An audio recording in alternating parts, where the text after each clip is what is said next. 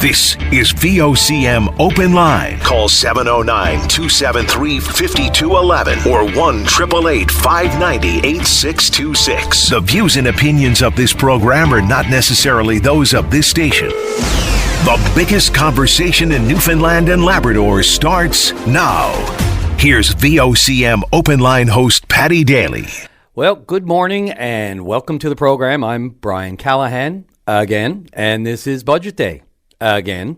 The Groundhog Day version, if you will. Tempted to play a bit of Sonny and Cher fonts this morning from the movie, if you know what I mean, if you get my drift. But for anyone who familiar with the movie Groundhog Day, feels a little bit like it today. But I digress. We are told the budget will be delivered now this afternoon at 2 p.m., same time as yesterday.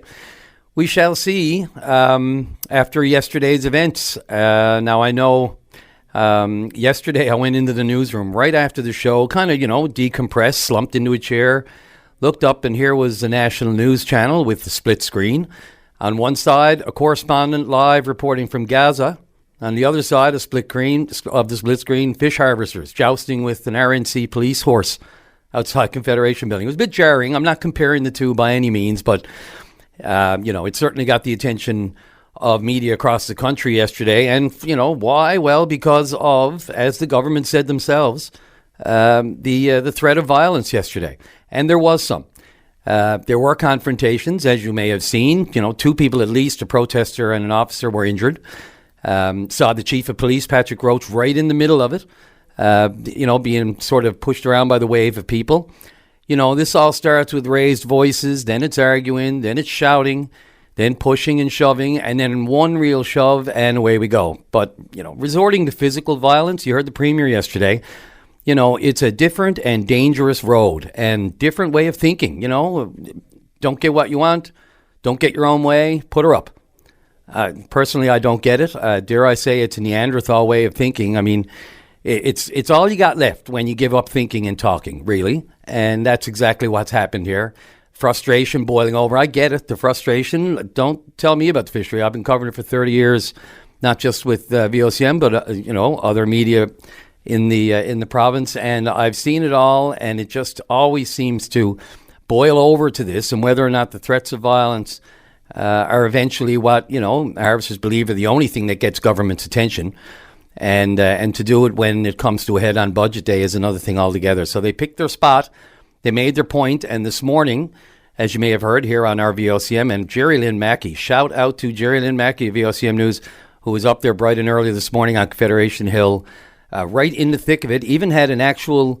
If you go to our Twitter and our website, you can see video there of the police actually reading the words of the injunction to the leaders of the protest up on Confederation Hill yesterday. There's a video there of them reading out what they can and can't do.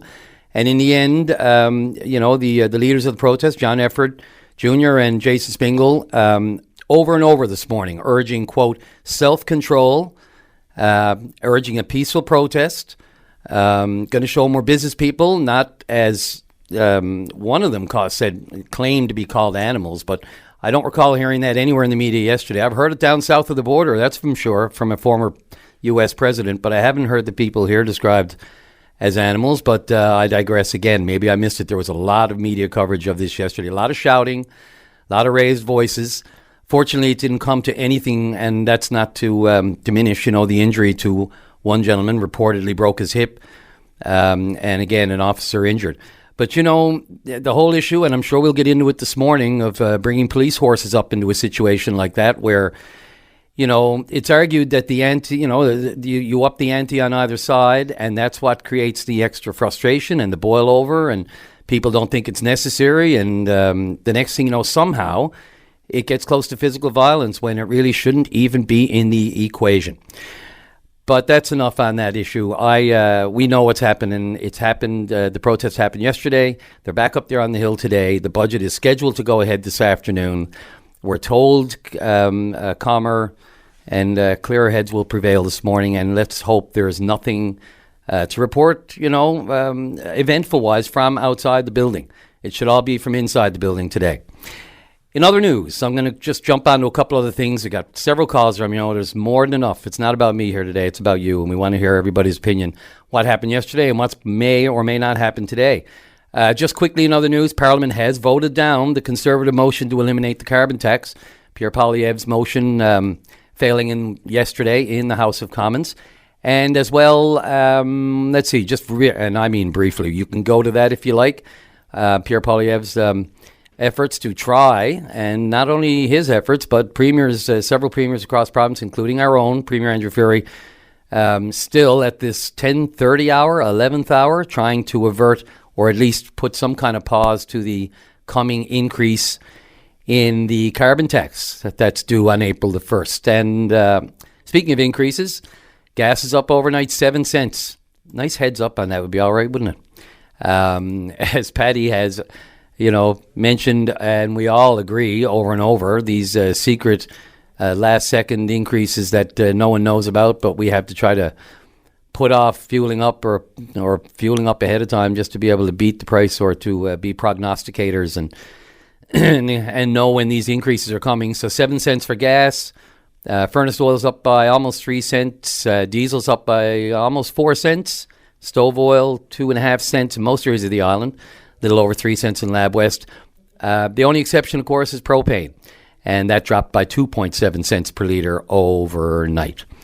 Fonz, what do you say? That's enough for me. I wanted to get a couple of headlines out, especially what's been happening up on Confederation Building. And speaking of that, let's go live to our intrepid, Linda Swain, up on the hill. How are you, Linda? I'm good. Cal, how are you doing? Deja vu all over again for you, too? Yeah, pretty much. Although I understand it's a little bit of a different scene up there now. No, this is not deja vu at all, actually. This is something like I've never encountered in my broadcast career. So here we are on budget day, and with, what amount to, I would imagine, picket lines outside of various entrances to Confederation Building. So media here in a very uncomfortable, I have to say, I'm personally very uncomfortable with the situation. Not for my personal safety or anything. Most of the harvesters that I've encountered here have been nothing but polite and gentlemanly. But it is a strange situation. Now, we just saw a group of harvesters who were standing outside the entrance to West Block, and there was another visitor's entrance that was where harvesters were gathered. They're moving now, and they're walking in procession to another location. I can't see them from my vantage, but they just walked past us with FFAW signs and the flags and the rest. And they're obviously gathering at another location. So these entrances at the back of the building have now been cleared from what I can see. But a very curious kind of situation. I understand all the unions are gathering at a outside location for their budget coverage. They're not entering Confederation Building today. And in fact, the area where we would normally, go over the budget documents and that sort of thing has changed for us as well. We're going to be escorted into the building as one group of journalists. Richard Duggan is here with me now. Is there any new development, Richard, that we need to know about on the air? On the air, not at the moment. Okay. Yeah. All right, fair enough. But obviously something is happening that I need to be part of, so I'm going to have to leave it there. Okay, Linda, just quickly, are there police at every entrance, and what's the proximity, say, of the police to the protesters? I do not see any police from my vantage. And you're at the rear of the building, or? I'm at the rear of the building. I don't see any cruisers. I don't see any marked cars. I don't see any one with, although there are the location that they just, and I have to put my glasses on, Cal, the location that the harvesters were just at outside of West Block, there are now some people standing there who may be officers. I cannot tell from my vantage point. Just 1 second now, I'll get this live on the air. Richard, are those police officers? Shout out No, they're gone back into the building. Yeah. All right, never mind. He's on the phone with someone else now as well. We're trying to figure out what we do from here on in. I have to say, This is the first time my ethics have been really challenged, if you know what I'm saying. Yeah, it's kind of a unique situation, I have to be honest. Well, Linda, we'll let you get to it. I guess there's a lot of holding pattern. We do know the budget schedule go ahead, and it will be a little different. We do know that the media will be in a different place. It seems to me like some of the changes seem to suggest a stripped-down version of all the pomp and circumstance that comes with the budget day. But we'll see, I guess, when it actually gets going. Again, it seems like a very different picture from yesterday, especially at the rear of the building, hey? Yeah, for sure. And of course, I didn't see any of those the confrontations that occurred yesterday. I was at a completely different location, and I didn't see any of that kind of thing. Like I said, what I saw was peaceful. And among the harvesters I spoke to, and I spoke to many harvesters at length yesterday, just getting their take on what's going on and their concerns. And they were quite frank with me, very frank in many ways, that this is affecting their livelihoods, and they just, there are very few industries that are controlled to that degree that you can't make the money that you want to make, if you know what I'm saying, where you're selling product and other forces are dictating the price. So, how do you make a living like that is the question. And I mean, these people are not just, I'm going to fish today, I'm not going to fish tomorrow. They're all in. This is their life. This is their livelihood. This is the way they live their lives, and you can't just transition from, a fish harvester to a office clerk. That's not how that works. And you can't just transition an industry overnight either. They're trying to do it in less than a year. All of these issues that are on the table, from capacity. Yeah, long-standing, yeah. Oh, yeah. So, I mean, look, the focus should be on whatever it takes to avoid the crab shutdown that happened last year and move on from there. And I think once they, not to be negotiating on the air, what do I know? But I do know a little bit about, the complicated nature. The fishery is unlike any other industry in this province, so you can't compare it to another. And all of the different hands in the pie are different too. But yeah, go ahead, Linda. Sorry, I have to go. There are things happening here that I have to attend to. Absolutely. And keep us posted on what those things are if we need to know. All right, thanks. Thanks, Linda. Linda Swain and Richard Duggan up at Confederation Building in anticipation, we hope, of a budget speech early this afternoon. We're told it is a go. Strange again, like yesterday, it almost felt like regatta day, but if only we had the warmth of a regatta day to say a go and a no-go. But we have the go for the budget this afternoon at 2 o'clock once again.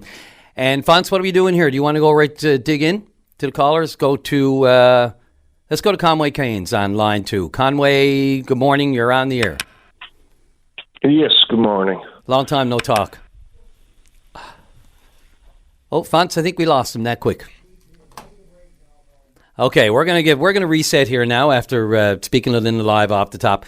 Lots of callers get to COVID education, fish protest, of course, as well, and we'll get Conway back on the line. I'm Brian Callahan in for Patty this morning.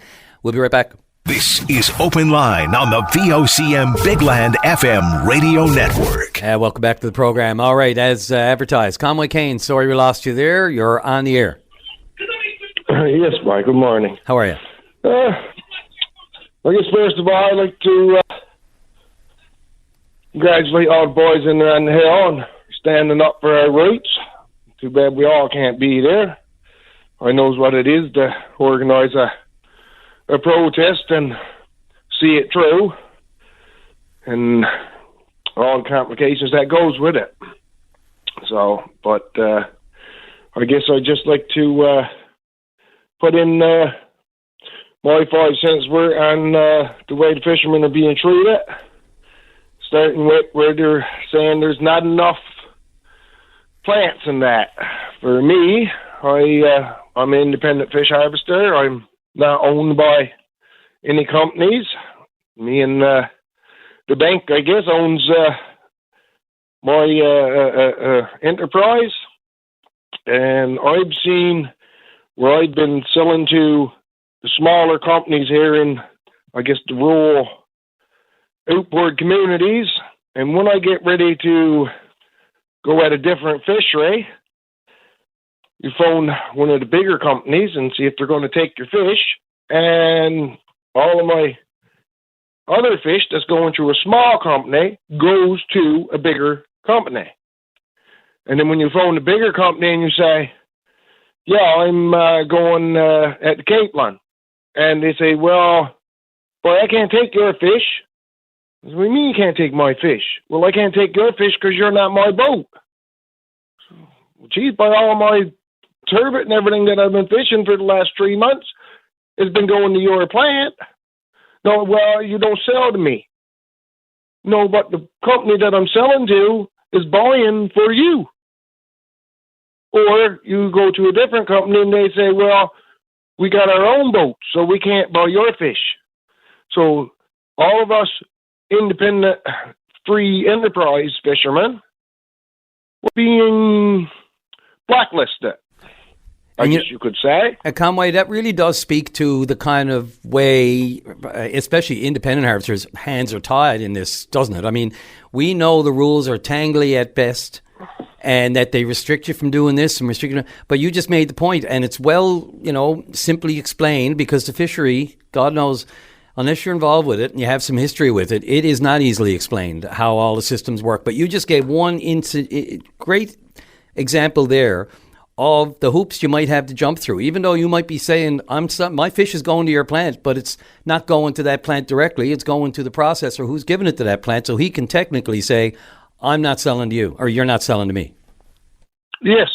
So, I mean, I guess what I'm trying to say is if this government, and we all knows that how corrupt the government and everything else is into this multi-million or billion-dollar industry, because when our boats leave the port and come back in, it's bringing new money.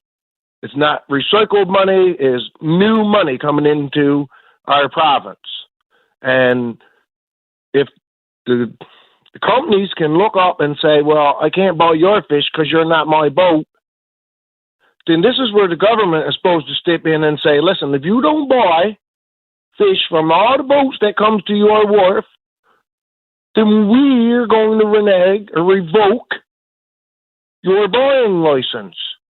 Because now this is just, how can I say, it is taking money away from our communities and giving it to different entities. But the ultimatums...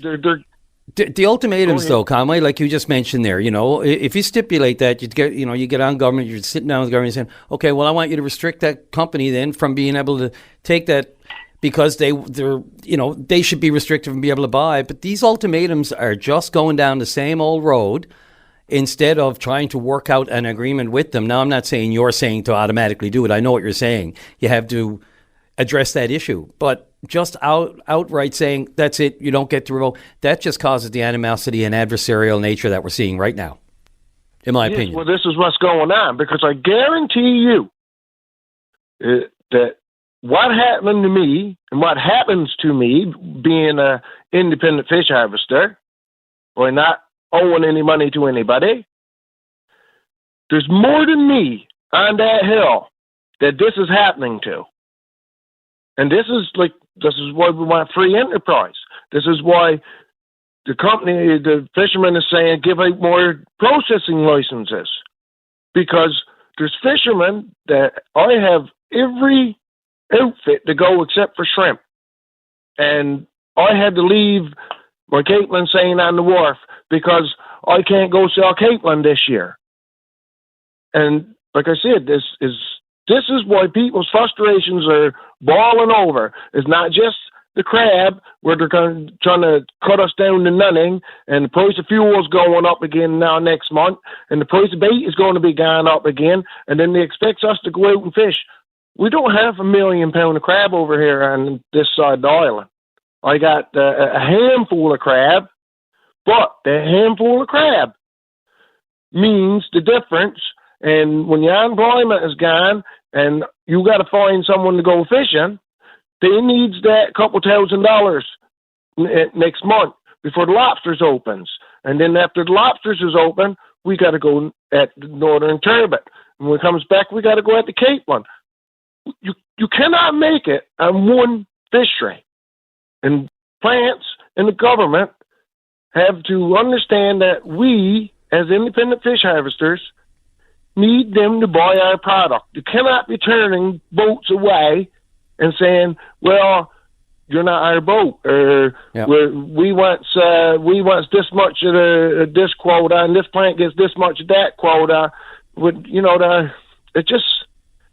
This is very frustrating for everybody. Conway, you hit a nail, one, and I'll only say one of the nails in this fishery on the head, and that is the point of the individual, a fisher just looking after one species. There was a time in the day, let's just say blanketly, the cod, before 1992, you could be just cod.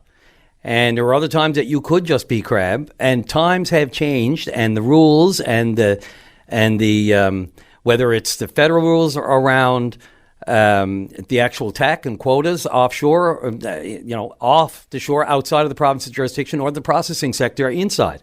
It's archaic, to be honest with you, in many places. It just hasn't kept up with the times and the realities of harvesters who need to be at more than one species, or maybe more than two species, which they used to do before. You're in off season on one and on season on another. Like you said, go to the lobster. But all of those, there are, rules in the middle of all of that restricts you from doing things. So I totally get the free market idea, but there can't be a have at or two. It can't be a free-for-all on that either. Free is one thing. If we talk about free market, it's about loosening or changing or bringing the rules into the 21st century. Yes, but like I said, I don't want to see our fish plants here closed down. I have friends, my children have friends in school that their parents work in the fish plants. I do not see one thing wrong with making sure our product stays on our island. We're an island. But the thing is somebody in the government got to realize what is going on in the fishery and stop turning a blind eye to it and passing the buck to somebody else. I think they realize what's been going on. I'm pretty sure they realize it. They're being, they're not sitting at the table, and they have enough. It may not be just a minister, but there are enough people in the fisheries department who know exactly, how this system works. Let's not pretend that only the unions and the processors. But do they care? Pardon? But do they care? Well, I think they care, but it's politics, Conway, and we know that it does seem that the government is open, to going down the road of discussing these larger issues, such as they've said, outside buyers. They're willing to talk. But, they have to watch their political stripe too. And, let's face it, any government would love to be the one that says they've settled fishery issues and the larger arguments that have been dogging us for decades. Who wouldn't want to be that government? Who wouldn't want to be that fisheries minister to stand up instead of on a dock saying, I didn't take the GD fish out of the water, instead be able to say, we solved it. Raise their hands, Atlantic Accord style, and get up on a podium with the fisheries minister and the FAW president and ASP's Jeff Loader and say, look, we found a way around this. They'd love to. Who wouldn't want to have that? But it's a long way coming, and they're inching into that, but there's also a lot of pitfalls along the way, we know. And it's not just one player, and it's not just two players, it's three and more players. Well, this is more, it could be less right now. It could be less. When you're talking about how many companies it was, I've been at this for 30 years or over 30 years, and I knows how many companies there was. And Royal Greenland is... and that should never ever been. It should never ever been. And Danny Williams should never ever pick the fishery products and sold it off, and then come back and offered money to buy to go find some marketing for our fish when we had the largest marketing arm in the world. But that's another issue with the fish. Not every government is perfect. That's another problem with every government. That's another problem with the fishery. We always go back into the past. If this guy hadn't done that, if this government hadn't done that, it's fine to say that now, but in the moment and at the time, no one can put themselves there except for those people who know what the issues were. It's the same with anything. You cannot adapt today's standards by yesterday's decisions. It just doesn't work that way. Everything has changed, and looking into the past doesn't do us any favors. This has got to be looking forward. Right. This has got to be looking forward. No, but the rhetoric about, he said, she said, this is what causes the problems. It's your fault. You didn't do this. You didn't do that. Rather than here's what we need to do. We, as opposed to I. But anyway. I digress, Well, Conway. right I'm now- sorry. You got me started. I say right now, we just need for the government to sit down with the people and our representatives and try to nail down how we're going to get this fishery started the year without losing millions of dollars again coming into our industry. Last year, I never got to go catch a crab because of the shutdown of the crab fishery. So Yep. that was a lot of money gone to not only just me, but our crab fleet. There was a lot of money gone up Northern Peninsula. And despite that, Conway, and despite that, here we are again. What is it? The 21st of March, of course, coming up to the 1st of April, and it's not settled. And you'll lose more, and others will lose more because by the given what's been happening this week, I'll be a monkey's uncle if this gets settled and we have some clear rules and a good price that everybody can agree to for this crab season coming. I mean, we've had 6-7 months to be at it, and no one is standing up to say we got a solution and it'll go okay. So. Well, you can't go crab fishing when fuel's worth more than That's the crab a pound. Yep, we heard all that last year, and we'll hear it again this year ad nauseum, even without a fix. So, Conway, I got to get off to another caller. Thanks for calling. I really appreciate it. Thank you for your time. You're welcome. Let's go, Fonz, what do you think? Right to line 3, and let's have a little change of pace here this morning. So we know there's lots going on, but let's talk to John on line 3. John, you're on the air. Good morning, sir. How are you doing? Great, sir. How are you? Good. I'd rather be where you are. I'm looking at 506. Are you in New Brunswick? Yes, sir. I am. Yeah, but I'm missing home. I'm home. Where are you from? I'm from Harbour Grace originally. There you go. Of course. Yeah, I'd miss Harbour Grace too. Yeah. If I were away. I'm calling regarding this silly commercial that the U.S. is running on the CNN channel. It's about the VRBO home bed and breakfast type of ad. Yes, sadly, we know it well. Okay. Now I called Newfoundland Tourism yesterday because I'm like, you know what? Are they aware of this?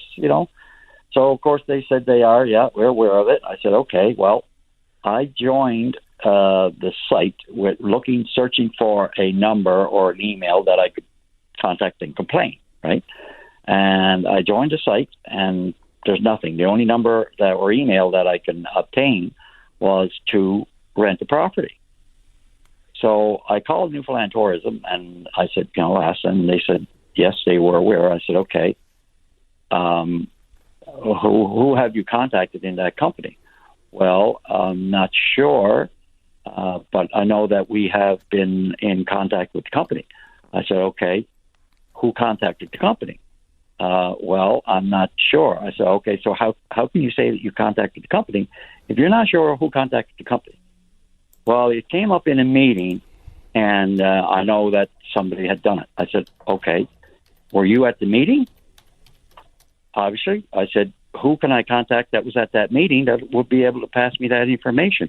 Because I do not want my email or my phone message going into some trash bin, right? Which is usually what happens when this stuff starts, anything that's related to that, they'll off to the garbage bin it goes. We're dealing with a type of deal.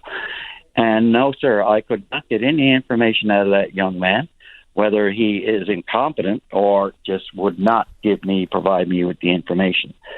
So what I'm saying is I believe that the public has a right to be able to have a number, and Newfoundland Tourism should provide Newfoundland public and people from Canada everywhere, actually, to be able to call and say how disrespectful that is. And who the hell would want to rent a property in Newfoundland after seeing this advertisement? It's just a total embarrassment and so disrespectful. So, John, just to for people who I say may not have heard this story, but I'd be shocked if they haven't. This Verbo ad, back in mid-February, started to make waves. It was actually started to run in early February on Canadian television that I had first seen it during, whether it's sports channels or whatever.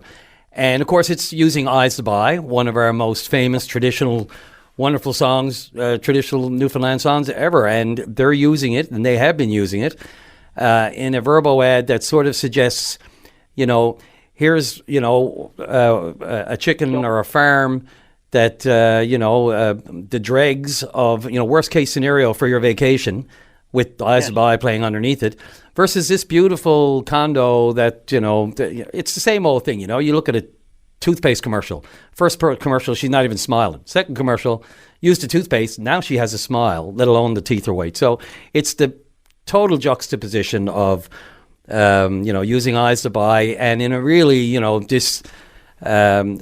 non-flattering way, I'll say it to be kind.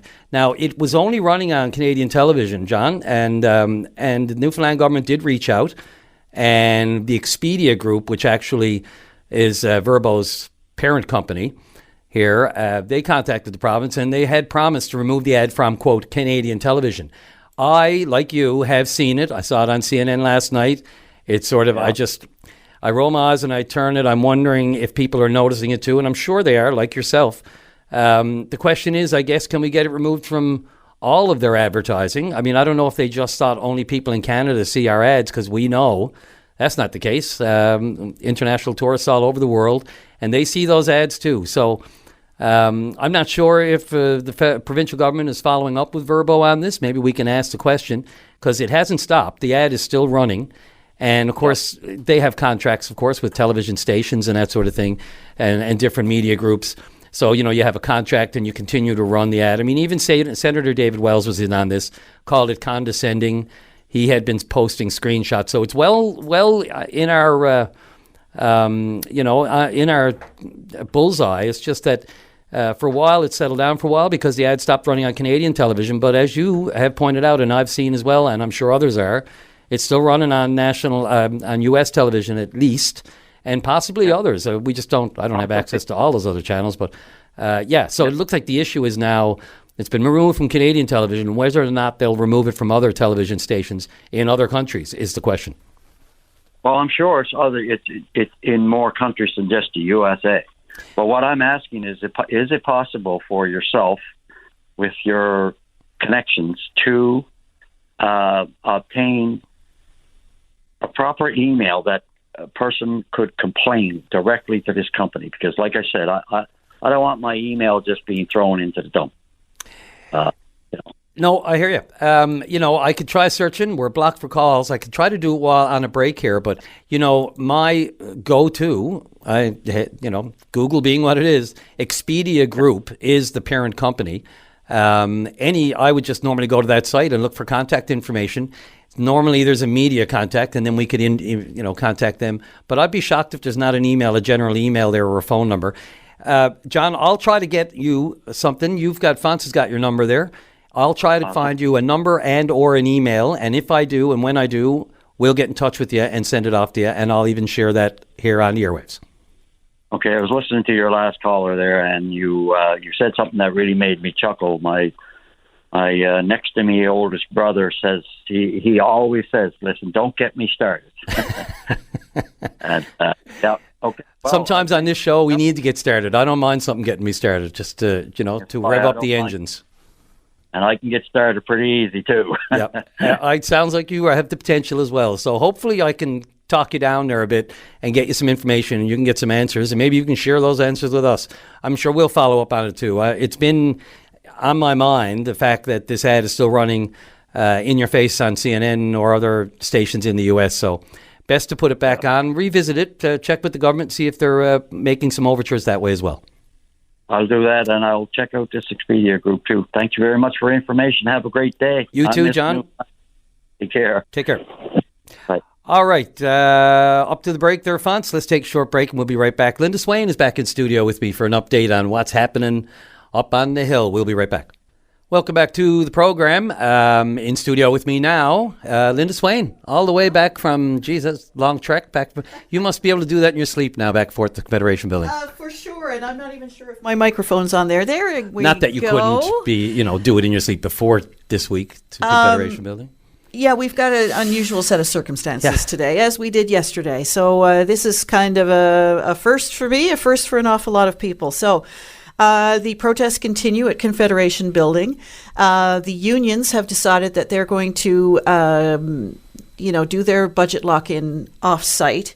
And until just moments ago, government seemed to be forging ahead with the media component of things, until at the last moment we were informed that all media were to collect at one area and we would be escorted into the building, to which most media said no. Why would that be? Just because of the circumstances, I suppose, that we're in, where there are people gathered at each of the entrances to Confederation Building. We have this protest, and some have categorized it as a picket line. Although at the back of the building where we were, there was very little in the way of activity. There were a few harvesters at each of the entrances, and they eventually moved and went around to the front of the building, I'm told. So anyway, we're in this unusual circumstance. We're sort of in a holding pattern now. We will provide you with budget coverage, but as far as how we do it this year, it's a moving target. Normally, for the benefit of our listeners, what happens is that a group of reporters from each major news organization in Newfoundland and Labrador gathers in a room. We're put in the room where our phones are taken away from us. It's a lock-in. So there's like an embargo on whatever information we become that is made available to us. We're able to scour through the documents, look at the numbers, look at the initiatives, all those kinds of things. At various points during that several-hour period, various ministers will come in and answer our questions about, so what does this mean? What does that mean? What about these things? Those kinds of things. And we compile all that information, and then we begin our live budget coverage. And you've seen it. Everybody's seen it. If you've flicked on a television or if tuned into the radio at any point, each of the news organizations are there. We do our little scrums and we do our various media coverage, and a parade of various interest groups and their leaders will come through. We'll talk to NAPE, we'll talk to the business associations, we'll talk to the opposition parties and all of those kinds of things, just to get their take on the budget as well. So that will still occur today, but it's going to look and sound a little bit different this time around. We're, as I said, normally we're well into, going through those very weighty documents. And that's the issue here, right? We need those. People say 9:30 in the morning and budget speech not till 2. Once you start digging into it and making sure you cover off every important item in that, but the budget is not for the faint of heart. It's thick. A substantial amount of information to pour through. Each department, and then cross-matching it against other announcents. We want to do our due diligence. Exactly. And also looking at it with a critical eye. It's and an analytical eye. It's not just like, oh, yay, yay, yay, yay, yay. Yeah, what's a re-announcement, for example? Exactly. And what does this announcement mean for these things and those things and spending and all of those kinds of things. So we're not going to get that same, I guess, opportunity at analysis, but over time you can be assured that all media in Newfoundland and Labrador will provide you that analysis. It's just going to look a little bit different today. Yeah, and I know the budget is obviously the most probably important document that the government will release in the span of a year, but they release a lot of important documents that are often embargoed. I still don't get this whole idea, the old archaic. It rings to me as this is the way we've always done it, so this is the way we're going to continue to do it. Taking our phones and our electronic devices. I mean, who in their right mind of local media is going to break that embargo anyway and risk the wrath of either being, blacklisted or jokingly? Yeah. We're not. The whole thing where they take your phones and they take your computer. It's hilarious. I think it's a bit old. For the benefit of our listeners, you have to go back to technology that we used before we decades ago, because everything we do nowadays, of course, is on our phone. And when you go into these lock-in situations, the first thing they do is take your phone. So then you got to go back to the old pen and paper, and you got to go on your laptop and use programs that are not connected to the internet. I challenge you to find very many of those programs anymore, if you know what I'm saying. And it's just a different way of looking at things. It strikes me that this year, more than any, would be a great year to start to implement. Look what we did during COVID. We found ways that we had to adapt. Absolutely. And this is an example of maybe they should look. I mean, we all evolve. It's not that they didn't do their due diligence. Who could have predicted that this sort of thing would happen? The protest is one thing, but even that was sort of overnight, literally. So, maybe there's a room there to, review how this is all done, because, to be honest, I don't see why we can't have a copy of it going on right now. No one's going to report on it before it can't be reported on. So you could be poring over that document right here in the comfort of our own building with the technology we need and not report on it because we're not supposed to. Yeah. But we will be covering that as of 2:00. We're not allowed to say anything about the budget. Presumably, we'll get information on the budget before that time. Like I said, we're awaiting instruction, and all media are involved in this as well. I should say we all had a little gathering in the parking lot of Confederation Building to get the latest from each of our collective newsrooms on the way forward. So each of us trying to navigate a new way through. Linda Swain, a lot of yeoman's work over the last couple of days. Thanks so much for dropping into the studio with the live report. Hopefully we'll get some budget documents in your hands soon. Francisco off to a break, and then when we come back, we're going to speak with John Efford Jr. up at Confederation Building regarding the protest. We'll be right back. Welcome back to the program. Right off the line, 2, and John Efford, you're on the air. Good morning. Morning, John. First of all, right off the top, I just want to do you use Junior, or is it just John Efford? John Efford, but seems to be I've been branded my whole life with Junior. I was reminded a little while ago that now I'm senior, but because my son his name is John as well. So look, just call me John. Carrying on the tradition, and a fine one too. Your dad was a great man. And I had some great dealing with him in my days back in the 90s and right up to the 2s and even the 80s. John, let's see. Where do you want to begin? I know this morning I heard, and good on you, yourself and Jason Spingle were up there at Federation Building, and we saw a video of trying to make sure that people use self-control, the main objective being the peaceful protest. But I also heard, that the refrain that you were incited yesterday. Now, I don't want to go too much in the past. What's done yesterday is done yesterday, and we move on. But where was the incitement? What did you classify as who incited who? Okay, so basically that's what I wanted to speak on this morning, starting off. Look, we were here peacefully yesterday. We had a mandate yesterday. We were here peacefully. People's emotions are very high. Look, when your life is on the line, when your business is on the line, when your family is on the line, everything you work for in your life is on the line, emotions are very high. Therefore, it's very easy to lose control, and emotions come out. And a lot of times, emotions come out in foul language or swearing, but I mean, just general excitement and because of the emotion. We were definitely incited yesterday. We were a peaceful group, and I don't know who ordered it. I don't know why it was ordered, but there were 2 equestrian units here yesterday, police horses, we'll say, and they forced the crowd. We had a group. Our group was back to the building with a line of police. The horses pushed in for the crowd. I mean, you're talking, I don't know, I'm guessing 15 to 2,000 pound animals, very large animals, pushing into a group. And that's what incited that this morning. I want to make that very clear. The horses were not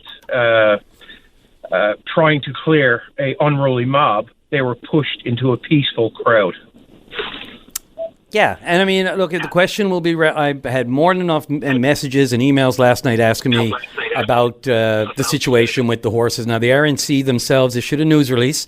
They point out these animals are trained for this kind of situation, but trained or not, and I am, by no means a horse expert or a protest expert, although I've attended dozens over my career as a journalist.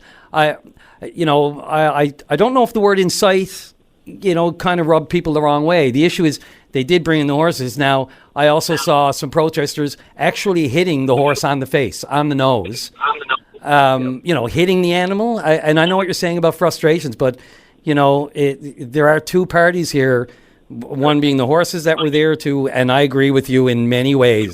The large horses trying to stop people from walking to the entrances. I don't know. I'm leaving it to the RNC. I have an invitation to spokesman James Cadigan with the RNC to come on the air this morning and just to give kind of a verbal explanation as to the reasoning and the rationale yesterday. But I don't think either situation helped. You made the point. When you take the combination of the frustration, livelihoods on the line, and then I don't think it goes unsaid either that when you have hundreds of people who are in that mindset, that also raises the ante. Wouldn't you agree? Oh, definitely. And listen, I do not condone anybody. Those horses are trained animals under the control of a human being. It's not the horse's fault, but I do not condone abusing animals. But I think really what happened yesterday was when you say that people were hitting the horse was fear that they were trying to back the horses off to get them away from the crowd so nobody would get hurt, and ultimately somebody did get hurt. But in the onset, the horses weren't being used to control an unruly crowd. Again, I will reiterate, we were peaceful. The horses pushed into a crowd of people who had their back to the wall with a line of police officers between them and the wall. And I think we can just leave it at that, and whatever investigation and looking into that has to take place. Well, let's let it take place. Agreed. John, as far as today goes, what's the plan, first of all? I mean, will it just be, as you said this morning, told the protesters, self-control, peaceful protest, you're there to be seen and not to be ignored, just to be as a backdrop that we're still here, and we want those issues settled. Will there be any interruption today that might cause government to reconsider going ahead with the budget speech? In regards to an interruption of our protests? Yeah, whether it's inside or outside. Yeah, no, we're peaceful. I mean, we're not getting inside. That's not happening, and we haven't attempted to get inside. We're not going to attempt to get inside. Right now, we have.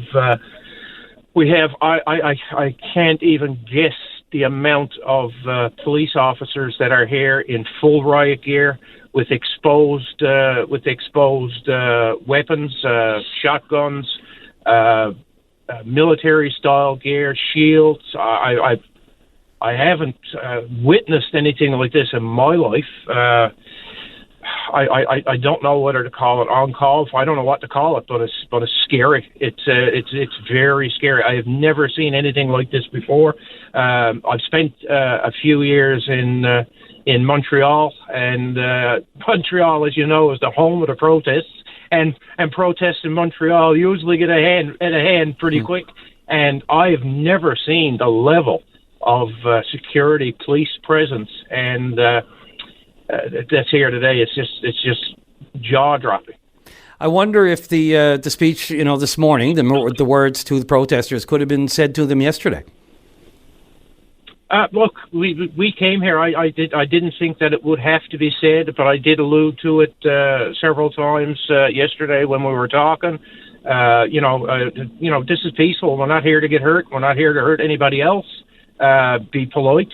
I mean, people were trying to get to their jobs yesterday, and if somebody is upset about that, say sorry, have a good day. I mean, that was the message. But in fairness, it was shouting 3 to 4 inches away from me, from faces. I saw the Premier's communication director Megan McCabe, approached by 3 different, right up in her face.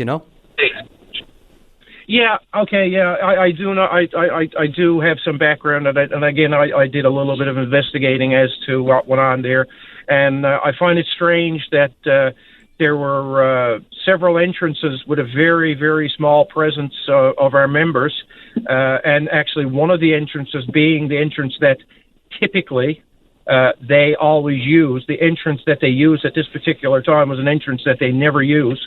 And for a direct person came down right from the Premier's office and basically looked at our protesters and said, "Well, I'm going in and you're not stopping me." Okay, boys, look. Okay, you're going to play political games like that. That was set up to incite. Period. And again, I don't, this is all subjective, and I don't know if that gets us anywhere. But I guess the question was just that, and you're right. I mean, there's context to all of this. There's before and after. A video doesn't even show the full story. But, I think everybody had a role to play here yesterday, and let's just hope, as you said, cooler heads prevail. But on to the bigger issue. Where does everything stand? I mean, government says they are open to everything. They're open to sitting down with the FFAW. They want to talk about these things. Let me ask you this point blank. Is the crab fishery going to get up and running on time this year? What are the odds, if you were a betting man? Look, I'm not going to give you odds on that. We'll see. But in regards to a meeting being set up between the government and the FFAW, name the time and place. Let us know. We're waiting. We haven't got one. Nobody has approached us for a meeting. I mean, they've repeatedly said they've met all our demands. No, they have not. They gave us a whitewashed, partial version of what we need to obtain free enterprise. If you're gonna put it out there that you're gonna give us what we need, what we want, well, let's put it out there and itemize it. We specifically asked if you're going to do, or in negotiation with the province, if you're going to say that you're going to do this, okay, let's sit down in point form. Let's get specifics.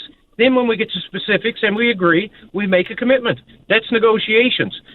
Saying that you're open and willing to do what we ask is not a commitment. Yeah, I have a quote here from the Premier. Please come to the table and work with us. It's not like we haven't been responding. We took action to try to come up with a creative formula that would limit the risk to harvesters. Big task, but not insurmountable.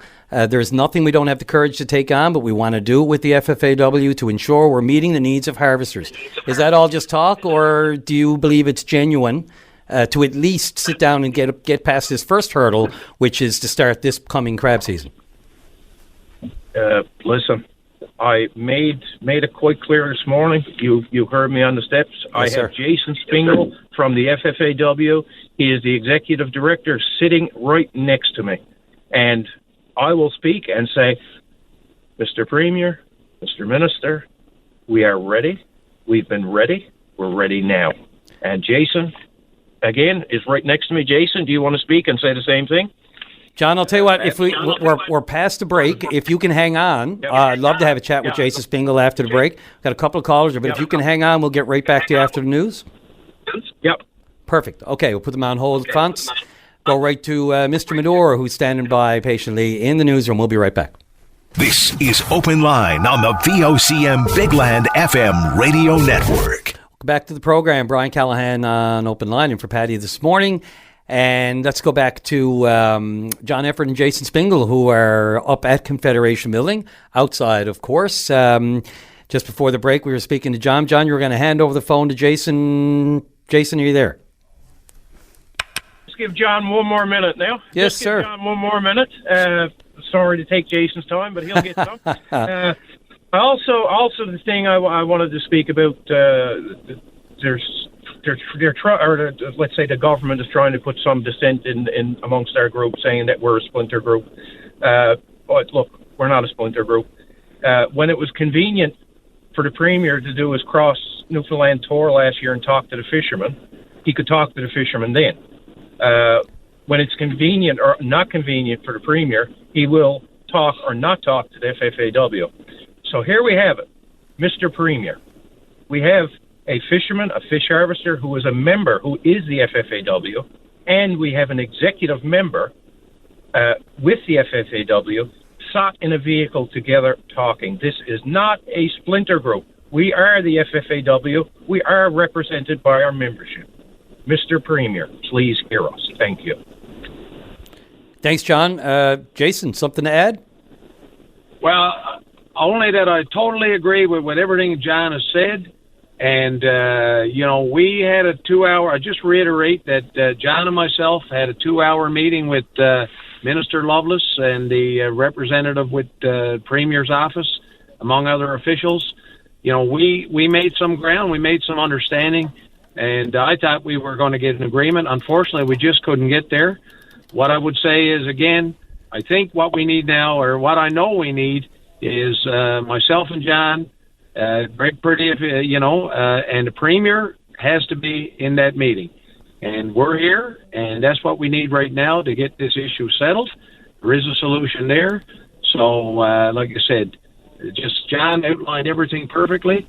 I don't need to repeat any of that. Mr. Premier, let's get this meeting underway as soon as possible. We're here waiting. Jason, you just mentioned, Minister Lovelace, the Premier, you were there, you were at the table, and you said, unfortunately, we just couldn't get there. Why? Can you somehow boil down why you couldn't get there? Well, there was, I don't want to call it ambiguity in the wording around outside buyers. We had some common understanding there, but as one harvester said to me yesterday, he said, it's interesting, he said, that we got the thing we didn't think we would get. That was outside buyers for all species, or commitment to do that, or we did at the time. But they won't give us the processing cap. So we have several plants, not the majority, that have a maximum amount of crab that they're allowed to buy and purchase. They can get more crab, but they have to get it off another buyer who doesn't have these caps. Right. And with the healthy crab resource that we have, and the other factor with most of these processors, they don't have the capacity to produce much more. I mean, I had one of them actually track me down in a meeting, a company official, and said, would you support us? Would the FFAW support us? And, that's the thing. We've been supporting this for quite some time because we know it's not going to have an impact on the overall work that's available in this province. So, but the main point is we didn't have any clear and direct commitments on anything, really. And that's what we need. And that's why we need to meet with the Premier. So, and I think we can get that done, and hopefully we will. Is there simply too much on the table right now? I mean, we're not trying to solve everything in one fell swoop, are we? I mean, is the focus not right now on the immediate species and fishery upcoming, or are you trying to delve into all these three prongs that we've been talking about? Oh, I think there's a lot more we would like to see, and these are... but we have to be realistic in the short term, hey? I mean, as you said, the future is now. And that has to do with and these points are very realistic in the short term. And what I'll repeat again is the outside buyers issue. We came to a good understanding on that. I think we could have moved forward on that. And the question is, why wouldn't the government release these caps? I don't really understand why they wouldn't, and they couldn't really give me a good answer why they wouldn't. They didn't say that it was off the table, but why can't they put it in a written commitment and we can align with those other aspects? And like I said, this is very realistic and very reasonable in our view in the short term. And, there's bigger issues that got to be solved, but this can allow us to move forward right now. And I think if we can get a chance to talk to the Premier here, he'll see that. Yeah, it just seems, again, that... you say, well, I'm not sure why they would do this, and they say, we're not sure why. I think, with all due respect, you and the union and the government, you all know what the issues are, and you all know why you're all doing what you're doing. I refuse to believe otherwise. It's been going on for too long. And, okay, I understand the public can't be privy to all of the negotiations that are going on. There's a lot of machinations that the general public would probably get bogged down and not understand. So we understand that fishery is a complicated issue. But I guess I'm just trying to boil down as, are we going to be in the next few weeks staring down a deadline that we're not going to make to for harvesters to go fishing? What I'll say is this. On these requests that we have, the government have been using up until this year, saying, well, your union, it's two harvesters, your union doesn't support making these changes because, and we've been criticized with, you're representing too many people and trying to serve two masters. There's a letter we sent last Friday signed by myself and Greg Priddy, the top two elected officials in the union, the top two positions on behalf of all harvesters that said do this. Quite simply, it's in the it's on the Premier's desk, it's in front of him, and we've been criticized for not putting this forward as there. And so what is the hold up now? Plain and simple. But like I said, I think a meeting would be good to finalize any final details. And the Premier needs to be at that meeting. And that's all I can say. So, I appreciate the question, but I don't know if we can do much more than that. No, understood. And at least, a meeting is a start. It's better than face to face with horses. And I will say as well, I'm just curious. We haven't heard or seen much from the president of the FFAW this week, Mr. Pretty. Is he in the province, or is he hands on, or just going to leaving this to the frontline folks for right now, or what's the situation there? No, Greg is in constant contact with myself. There's a lot of other issues that are on the go, and we're bigger than this one right now. Efforts is what together. Well, there's crab negotiation process that's still on the go, and we cannot walk away from that table. And I think most of our members realize and understand that, if not all of them. And Greg is working hard with our negotiation team, which includes primarily harvester volunteers, and he's in constant contact with myself, and that's the way we're proceeding right now. So. Very good. But I'm sure Greg will be happy to talk to you at some point. Yes, he is always available, and I just had to ask the question. Very good. Jason Spingle and John Effort, thanks for calling in. Thanks for this. This is the forum. People want to hear what is exactly, try to weed through all of the rhetoric and the back and forth and try to get where we are right now. Good luck. I don't know what else to say. Thank you. That's it. Have a good day. Thank you. Always thanks for the opportunity, Brian, for sure. Yeah. Yes, sir. Okay, thanks again for being available. Off to the break, and we'll be right back. This is Open Line on the VOCM Big Land FM radio network. And welcome back to the program. Without further ado, let's go right to line 3. Ryan Cleary, you are on the air. Good morning, Brian, to you and your listeners. Thanks for taking the call, sir. Thanks for calling in. Brian, I want to talk about the ongoing fishery crisis. To start, I'd like to comment on the use of those police horses on Wednesday. I was up on the hill this morning. I didn't see any horses out and about this morning. I think the use of those horses was out of line. I see it as an unnecessary use of force and intimidation. From my perspective, the horses should never have been brought in. I spoke this morning to the brother of a man on the hill the man who was injured yesterday with a broken hip. From what I understand from his brother, the man's still in hospital. I think he's still waiting for his surgery. He's only in his early 50s. His upcoming fishing season is shagged altogether. I also hope the RNC officer who was injured is also okay.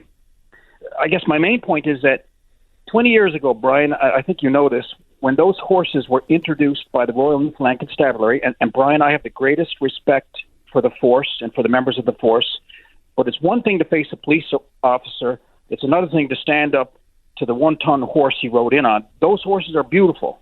Kids love them at parades. You love to see them out and about.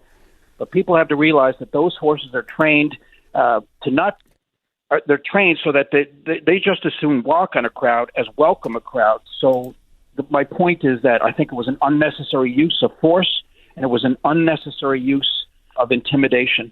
I think that needs to be looked at once all this is said and done. Yeah, sure, Ron. I mean, it's an issue. There's no question. And yes, I remember the article you wrote and saw you post it this morning, and I read it again around 5 a.m. this morning, so I was a little bleary. But all of it came right back to me. It's funny how it comes back to you at that hour in the morning. And I'm just looking at the RNC news release from yesterday as well, because when this happened, the RNC sought to, clarify the reason. They said, it was unlike, they said this response is not unlike other demonstrations of similar size. So, and they acknowledged the right to a peaceful protest. And they say the RNC mounted unit trained in crowd control. Both of our horses were struck by demonstrators, which forced the mounted unit to retreat. And then they go on to cite the criminal code and violations for injuring animals and say that they will follow up and pursue. And then we hear comments such as, from John Effort and Jason Spingle just then about, inciting the situation that occurred yesterday, suggesting that bringing the horses in just made things worse. Was it so? Obviously, your contention is that it was a force. It was an unbalanced force, too much against too little, not unnecessary. Absolutely, it was an unnecessary use of force and intimidation. That's the way I saw it. I remember 20 years ago when they brought in those horses. There was a federal workers' strike downtown St. John's. The horses were brought in to control tax collectors and just ordinary workers at a federal government building downtown. It was unnecessary then. It was intimidation back then, and it's the same thing today. This is Newfoundland and Labrador we're talking about. That was unnecessary. So the other point, Brian, I know you've got a lot of callers. I know you've got a lot people that you want to get on. So I want to get right to some of these fishery issues as well. Yes, go for it. I want to speak specifically about the demands that have been made for free enterprise, which I absolutely agree with. Industry right across Canada enjoy free and open markets, free enterprise, lots of healthy competition. That competition gets you the best and the fairest possible price. Now that's not the case with the inshore fishery here in Newfoundland and Labrador. I describe the fishery here as the dirty little secret of Canadian labor. Brian, I think outside buyers, and the way I see it is that the Premier and his government has put all the focus on outside buyers, but outside buyers alone will not bring about free enterprise. This is a question I have for you and your listeners, Brian. What outside buyer would want to come to Newfoundland and Labrador when the company cartel that we have here controls boats, they control quotas, they control ice, they control bait, they control transportation? What outside buyer would want to come into an industry dominated by a cartel that includes foreign countries with unlimited cash? They wouldn't want to. I mean, the Premier can open the door today, wide open to outside buyers. Who's going to come? So again, my point is outside buyers alone are not going to give you free enterprise. In fact, I see it as a bit of a red herring. Instead of a free and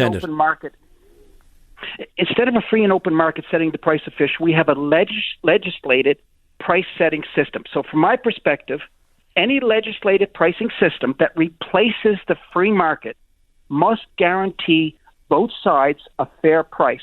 That legislative system, final offer selection it's called, it doesn't do that. So this is where the ball comes back into the Premier's court. The pricing system is provincial government legislated. It's controlled by the House of Assembly, and it's that legislative system, final offer selection, that fails to give a fair share to the inshore enterprises, to the inshore fleet of this province. That is specifically what the problem is. The other issue, and this is the issue that the Premier and his government have had a hard time accepting, the other issue that is just as important is the lack of competition. So, Brian, this is a point I want to make, in that the Fury government ordered reviews of the fish pricing system after each of the last two seasons. They ordered one last year. It was done by Glenn Blackwood, formerly of the Marine Institute, and they did one the year before. So after each of the last two seasons, with the legislative fish pricing system, we had cases where prices were set for different species, and either the fishermen wouldn't fish for those prices, or the processors wouldn't buy for those prices. So the Fury government ordered reviews. What they didn't include was, and we asked them to include this, but they purposely didn't. Neither review included an investigation of the anti-competitive behavior by processing companies, the existence of the cartel. So we asked them to look at the cartel after each of the last two seasons with those provincial government reviews, those independent reviews. They purposely didn't look at the cartel, at the anti-competitive behavior. And the other point I want to make, Brian, is specifically with last year's review, again, by Glenn Blackwood. He's a good guy, well respected, put out a good report. But that review he did, it didn't include meetings around the province with harvesters. And we asked them to do this. We begged them to do it. Whenever you have a public meeting, whenever you want to change legislation, you hold public meetings to talk to people who are impacted by that legislation. But they didn't do it when they did a review of the pricing system. Why not? So as a result, we've got everything. Peter Leonard spoke about this yesterday or the day before. You can only poke the bear so much. So, and to the point where the government didn't want to listen to fishermen. Now they're listening to the fishermen, and they wouldn't hear about the cartel, but now they're hearing about the cartel. Not only are the people in Newfoundland and Labrador hearing about the cartel, the anti-competitive behavior, the fact that we don't have free enterprise, the entire country is hearing about this now. So I see this. These protests have been building up for a long time. And from my perspective, a lot of the blame goes right back to this government that has purposely ignored the cartel, the anti-competitive behavior, did two reviews, and didn't look at the issues at all, and didn't bother to speak to the fishermen. That's not good enough. This all comes back to Fury and his government. It strikes me, Ryan, that no government has ever wanted to wade into what's going on deeper into the issue. I mean, it's more content to just let it play out and let the processors and the unions fight it out between themselves. And every now and then, government will say, we have to step in, we'll have a meeting, we'll try to smooth it over. You know, it is a minefield, politically and otherwise. No one's been able to solve the problems, the recurring problems. Last year, now this year, it doesn't get any better, it doesn't get any worse. It just continues on year after year. Ryan, I wanted to ask you what the status is of the cooperative that you, to try to, untangle the cartel, as you call it, the fishery cooperative with Dan Mead in Placentia Bay. What's the status of that? Well, there is no Dan Mead in Placentia Bay in terms of working with the cooperative because Dan hasn't been able to get his crab processing or his financing on the go. Brian, the way I look at this is that people are looking at the provincial government to solve the fishery problems, but in a lot of ways, it's the provincial government that created the problem. So you're looking at the government that created the problem to solve the problem. So, from my perspective, the creation of I'm sorry, Brian, I'm a little bit of a brain freeze, but the creation of what we're trying to do here, of a what's the word I'm looking for, Brian? The cooperative or the independent inshore enterprise owners? No, the creation of I'm sorry, the word is escaping me. I've known you a long time. I'm trying to read your mind.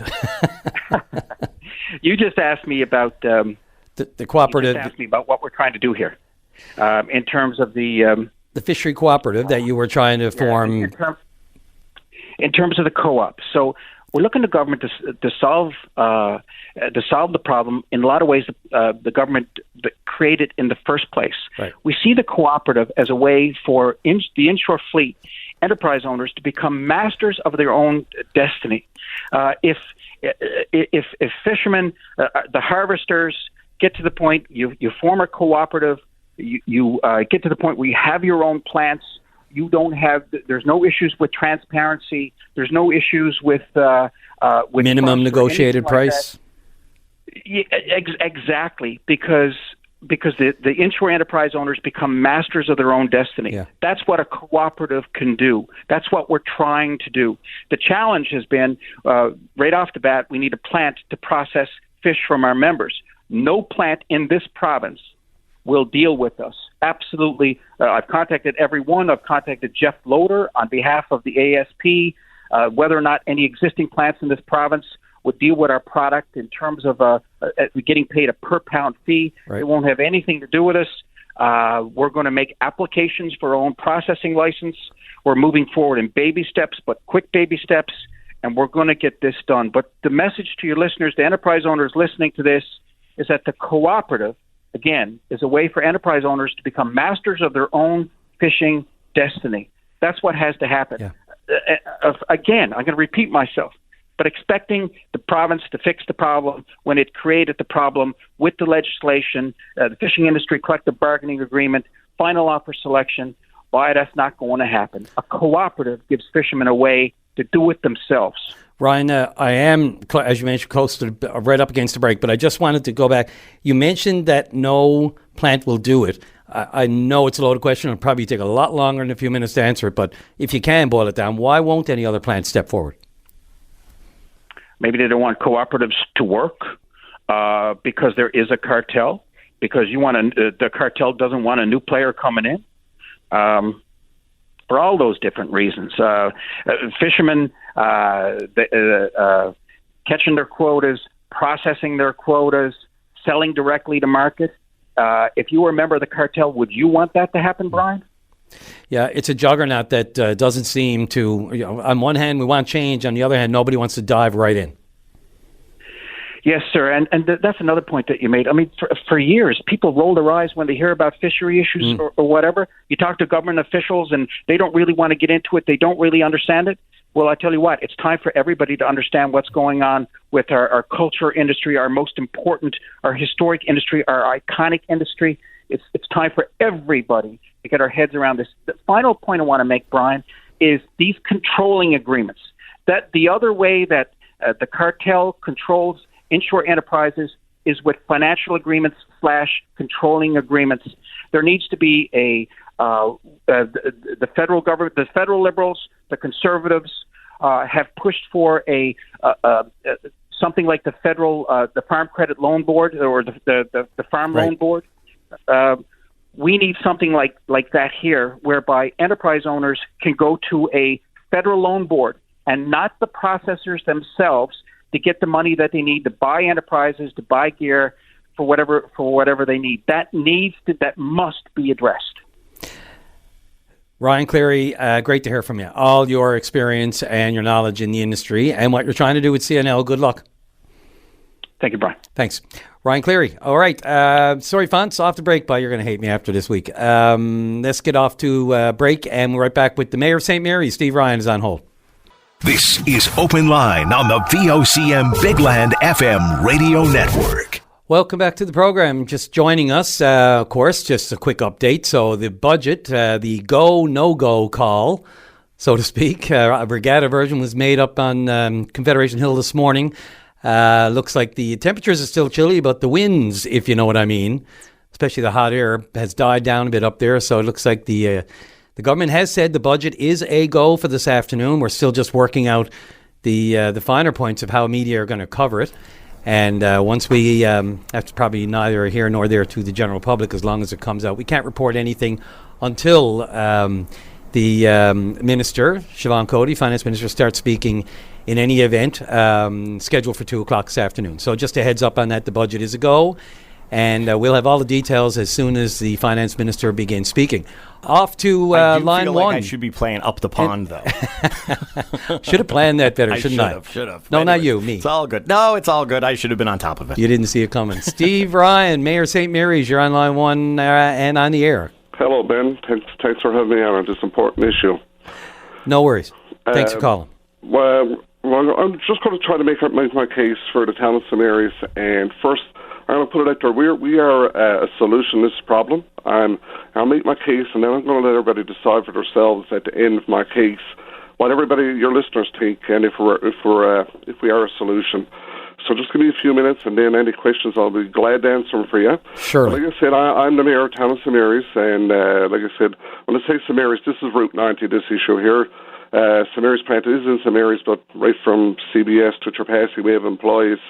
And I'm not calling a knock to government, kind of. I should be, but anyway, they're slow on this announcement. They're after hearing this case on for me many, many times and for my council.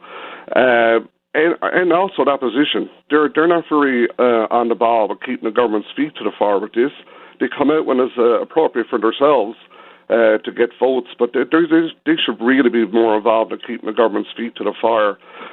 So our story, like I said, our plant is here about 50 years. We were a crab plant when crab wasn't pretty, when it was cod. And we're one of the original plants, a few owners over the years. We had an owner came in there probably 6 or 7 years ago, fell out of favour with the fishermen and couldn't get no product. So we had a new owner come to our plant about 2 years ago. And anyway, we talked to him. Actually, I was with the new owners. We went before the licensing board, Mr. late Reg Anstey, and we made a presentation there for him and what we had here and what they were willing to do. And out of that, we got a recommendation to get a crab processing license with some other licenses. But some politics got involved, and we got a license, but we got a license with a cap. At the time, I didn't really realize what it meant because I was new into the fishing and that. But I was talking to one of the owners right away. He said, that's a recipe for disaster.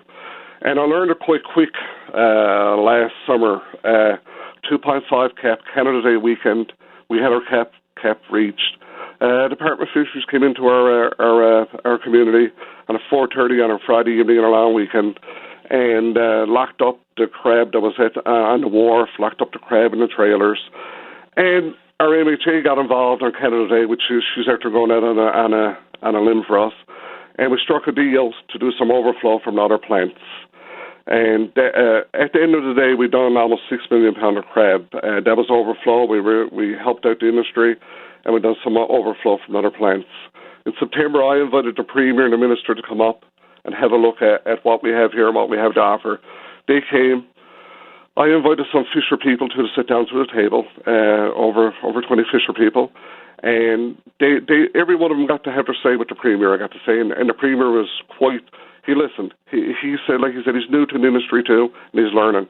The big thing that came out of it, and the Premier said, was we need more processing. So that's what brought me to yesterday. We're after being forgot about. I went on Confederation Building yesterday. I was peaceful. When I woke up this morning and I see those what went on, I actually got upset. I got upset. I let her image, right away how I felt, and I was upset. I was a peaceful protester. I went yesterday. Most were peaceful. Yes, you have a few there that yes could get out of hand. But what was there this morning is knowing that the budget is important, yes, but it's not that important. And a lot of the time, I supported the fisher people yesterday and the plant workers. The plant workers are forgotten about a lot, especially with their union. To talk about letting crab go off this island, and we here with a cap, you exhaust every possibility first on the island before you go off this island with crab. And I'd fight tooth and nail. I'd lie down in front of the truck that's going on the ferry with the crab. And every person in this Newfoundland should do the same thing before you exhaust every option, and we are the option. Saying that what we have to offer here, we have a brand new state-of-the-art building, the newest building in Newfoundland, all new equipment. Companies have to invest millions and millions of dollars. No government money? Don't want no government money. They're after creating work for over 200. Had a hiring drive on Monday and Tuesday. Hired another 76 locals to go on top of that. We're edging up to almost 200 local workers. And when I say local, they're from Newfoundland, they're from CBS, Trapassi, St. Mary's, Gasker, St. Vincent's, everywhere. Payroll last year for the first year in operation was over $4 million. Like I said, we have a full workforce, which is a big thing. Yes, we bring in some foreign workers, but they're needed too. Every other plant has them.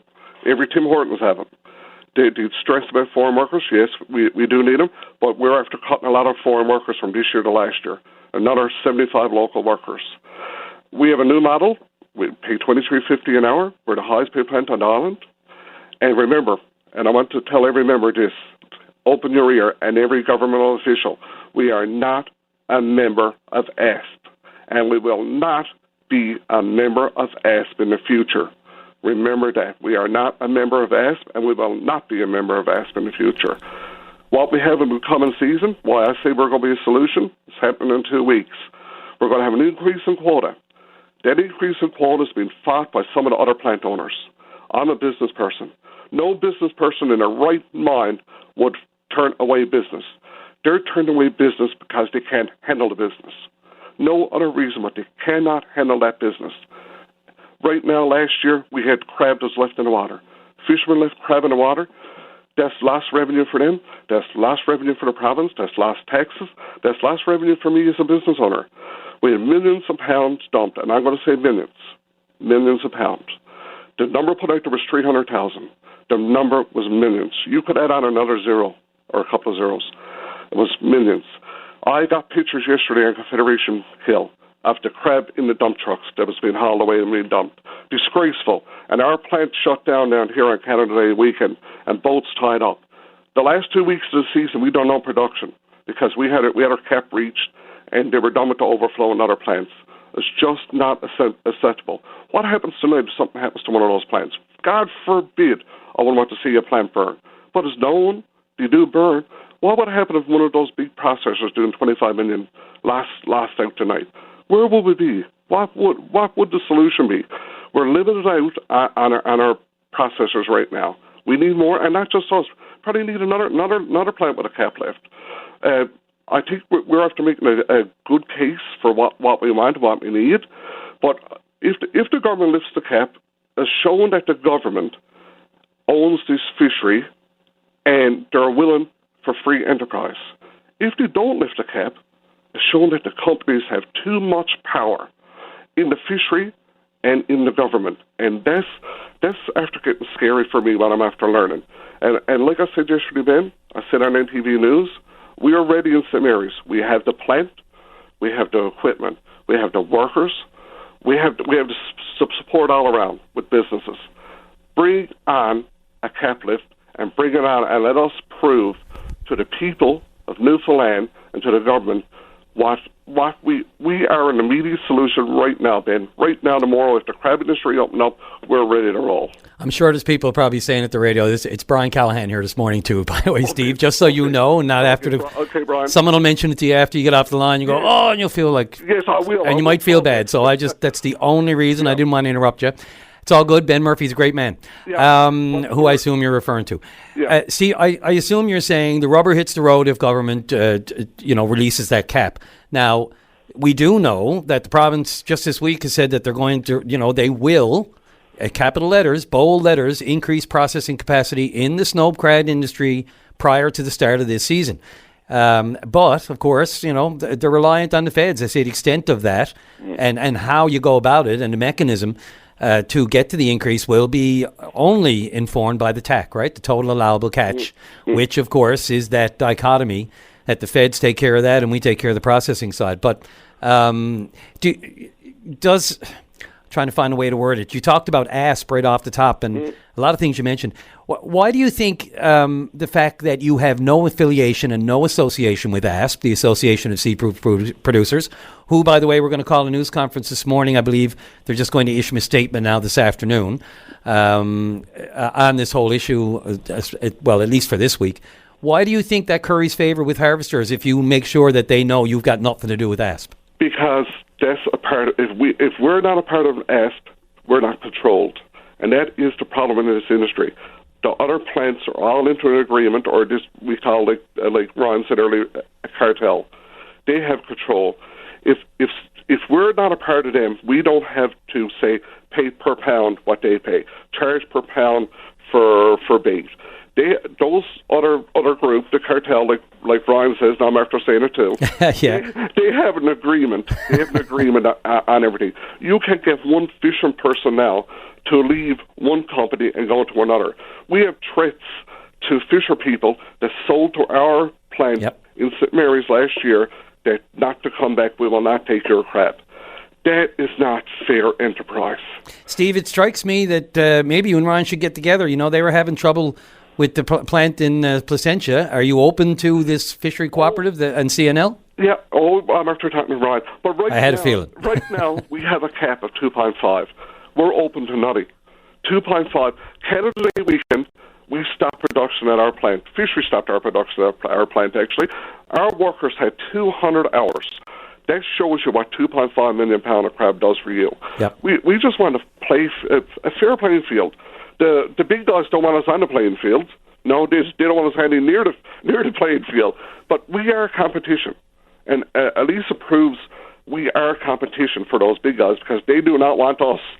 But right now, if tomorrow the Premier steps out and all the official people are there and he says, I have a solution. The only solution tomorrow that he can announce is lifting our cap. Outside buyers will not work. Like Ryan said, you have bait, you have ice, you have the truck stuff onto the island.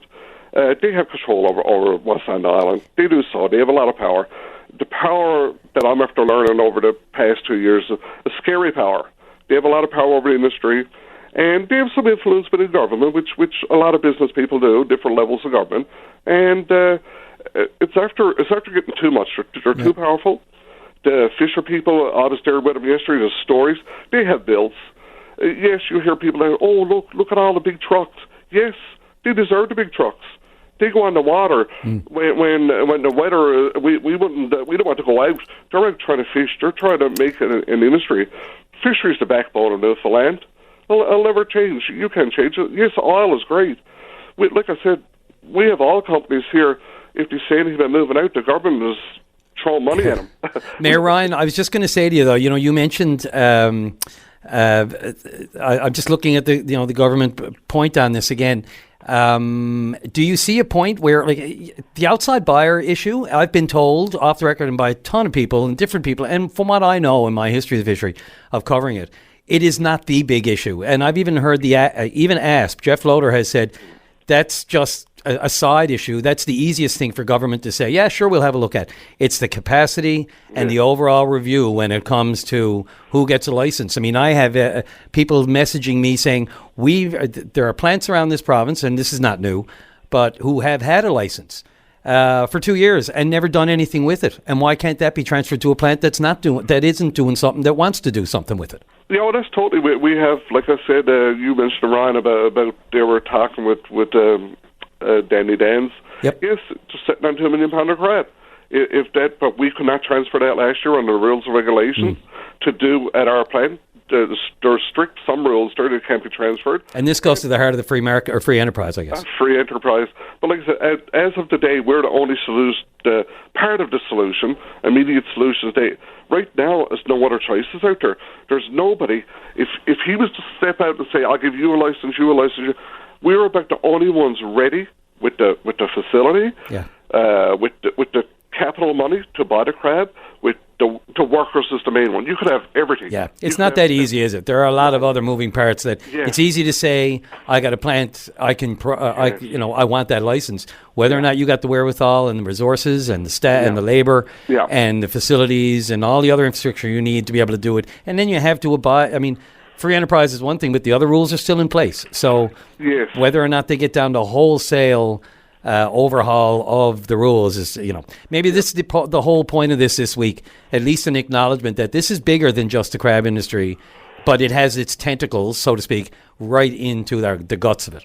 Oh, this is definitely, actually what's after happening is bigger in the fishery, and it's in every industry, but this really, really puts it out there. Yep. This, you could hit this with any industry here in this province, or Canada, as we could say, but like I said, I think the Premier should soon nip this.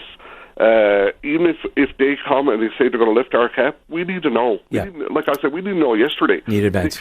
Because you have to get fishermen lined up, you have to get bait lined up, ice. You don't just snap your fingers. Packaging to put the product in. Everything. Like, you hope and you know that government knows this. I mean, this should not be news to them. No, it's not news to them. We're after making the case. Yeah. They know.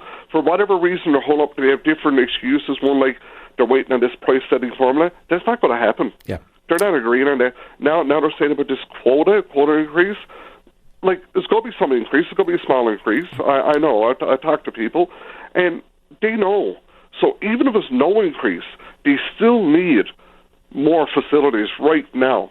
What happened last year? Yes, the season was late starting, but don't forget, they extended the season on the end. A lot of people still left their crab in the water.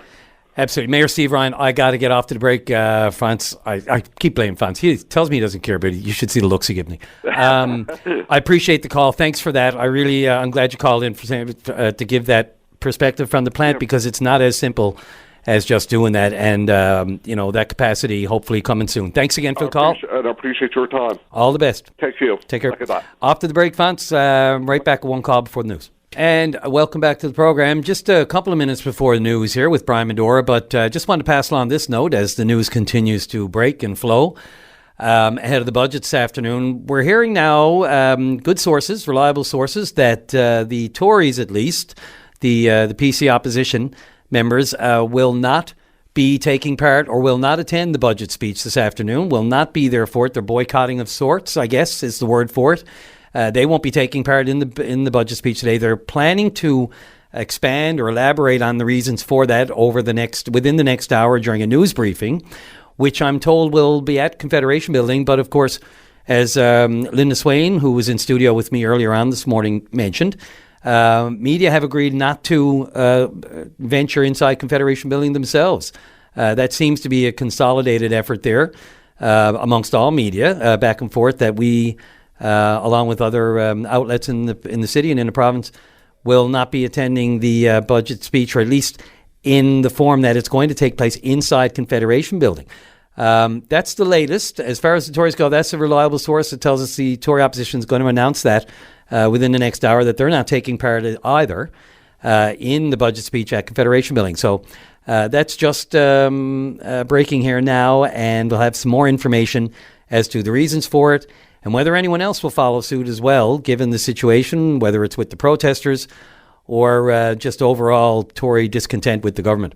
Let's take a quick break for news, and then right back at it after we speak with Mr. Brian Medora. This is Open Line on the VOCM Big Land FM radio network. Welcome back to the program. Not messing around. Let's go right to Mike on line 2. Mike, you're on the air. Yes, good day, Brian. How are you going? Great, sir. Okay, Brian. First thing I'd like to say, I called about the protest that's happening on the steps of the Confederation Building. But before I get into that, like, sometimes there's a small picture and then there's a big picture. But here's the big picture. I have never been so angry and disgusted as a Canadian and a Newfoundlander in my life. I'm 61 years old. And what has happened under this Liberal government? And we've gone from democracy to dictatorship. And what's happening there now, and I want every Newfoundlander, every Labradorian, every Canadian to look at that picture of the police force in full riot gear on the steps of the Confederation Building. And then I want them to think back when they had the truckers' protests. And we need the fishery in this province. We need free speech. We need people to be able to protest. Fury is getting ready to put out a budget. Well, guess what? He don't need to put out a budget. The Newfoundland government, the provincial government, bought another $2 billion again this year. I don't know what kind of budget that is. So what Newfoundland is about $20 billion in the hole right now. $20 billion in the hole. So his first priority should be look after this fishery that we need so desperately to pay off the deficit that we have, and the disgrace and to treat them like it's treated. And what's happening in Canada under this Trudeau government, it's a dictatorship. And I don't know of any history.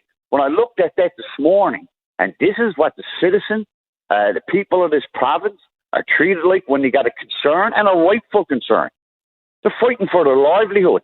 We got to look at the big picture of what's happening. We got to look at it, because Trudeau's tactics from Ottawa, it's been transferred here in this beautiful province on the steps of our Confederation Building. You know, it's unbelievable. It's unbelievable to see what's happening, and I don't know what it's going to take in this country for. Do we have to overthrow the government? Do we have to storm Ottawa? Like, how do we get our rights back? And where's democracy? We voted these people in to represent Canadians, for the best of living for Canadians, the livelihood that we can live. You know, we have seniors here. The carbon tax is going up again. They're on a fixed budget. Once it goes up another 17 cents, the fuel goes up, groceries goes up, clothes goes up. People got to turn off their heat and eat in the cold if they got anything to eat. And this is where Canada has gone. This protest is only a tip of the iceberg on what we're experiencing. And every Newfoundlander and Labradorian should be behind this fishery in Newfoundland. We need them. How else is Fury paying off the budget? He's not paying it off with his salary. You know, it's really ridiculous, and it's become criminal. It's gone past ridiculous. It's gone past scary. It's gone past funny. It's gone past. We have a democracy. We have a federal government. We have a provincial government. Fury is our premier. He's acting on 500,000 Newfoundlanders. The best thing he can do while he's in there for his term. He's not in there to feather his own nest. He's in there to look after the 500. And he should have been out on the steps. They had 8 months with frustration with the fisheries, and they had 8 months to get this solved. Every year is the same thing, and all these people that are in this industry, which we desperately need, by the way, you know, we don't have a cod industry because the federal government looked after that. But anyway, and we got a crab industry left. These people pay out millions of dollars. They pay out salaries. They pay out taxes. They buy fuel. They do this and that, and they get what they got. The ignorance that they got from our premier, the ignorance they've got from the federal government and the Trudeau government. You know, there's so much wrong going on in Canada today. It's just not here in Newfoundland. There is so much wrong in Canada. Trudeau expects us to drive around electric cars. He's still driving a Drake with 50-car entourage, and they're all on fuel, as far as I know.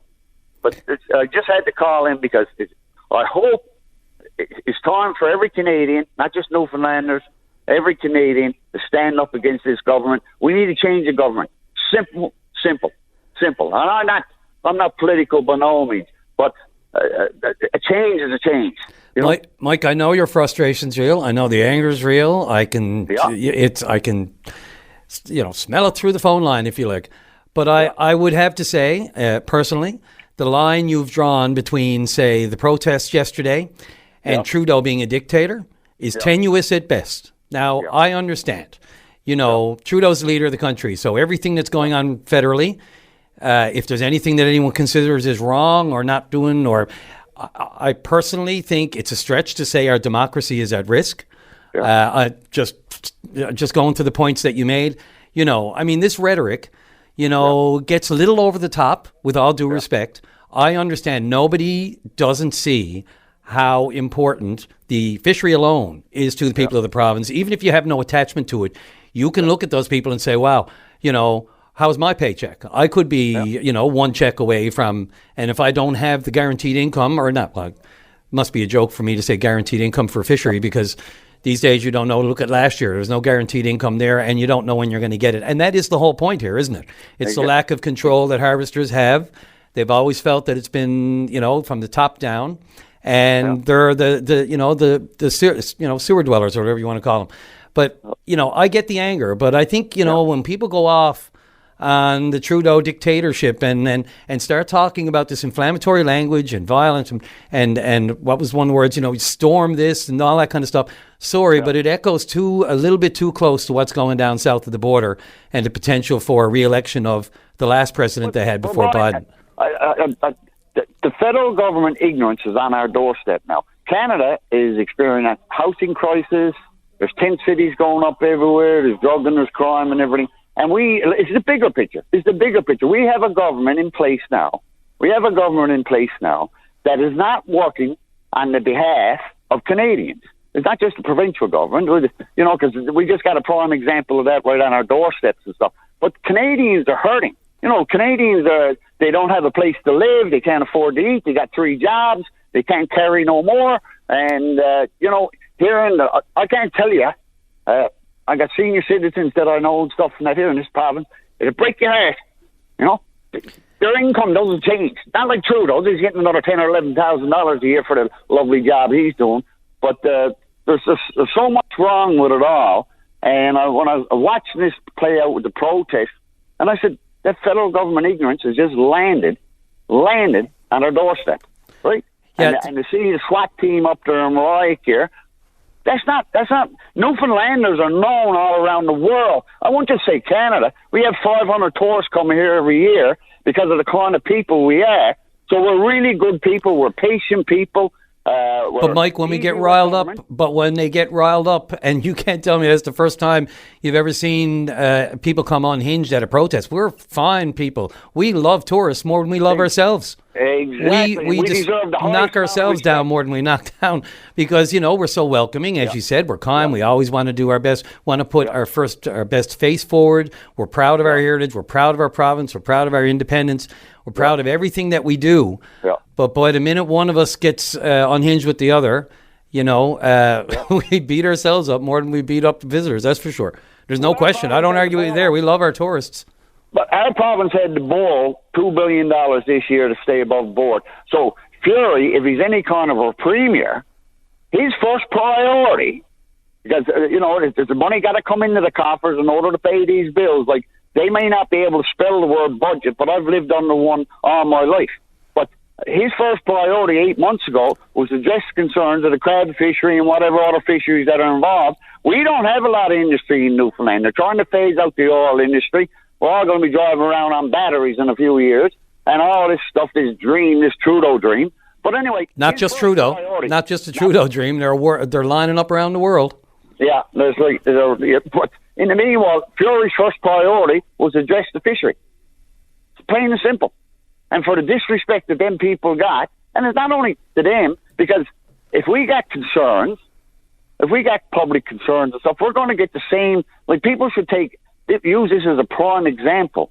If out in the construction industry, in any other industry, we get concerns and we bring it to the steps of the Confederation building, we're going to get treated with the same amount of ignorance, not decency, ignorance, as what these people have been treated with.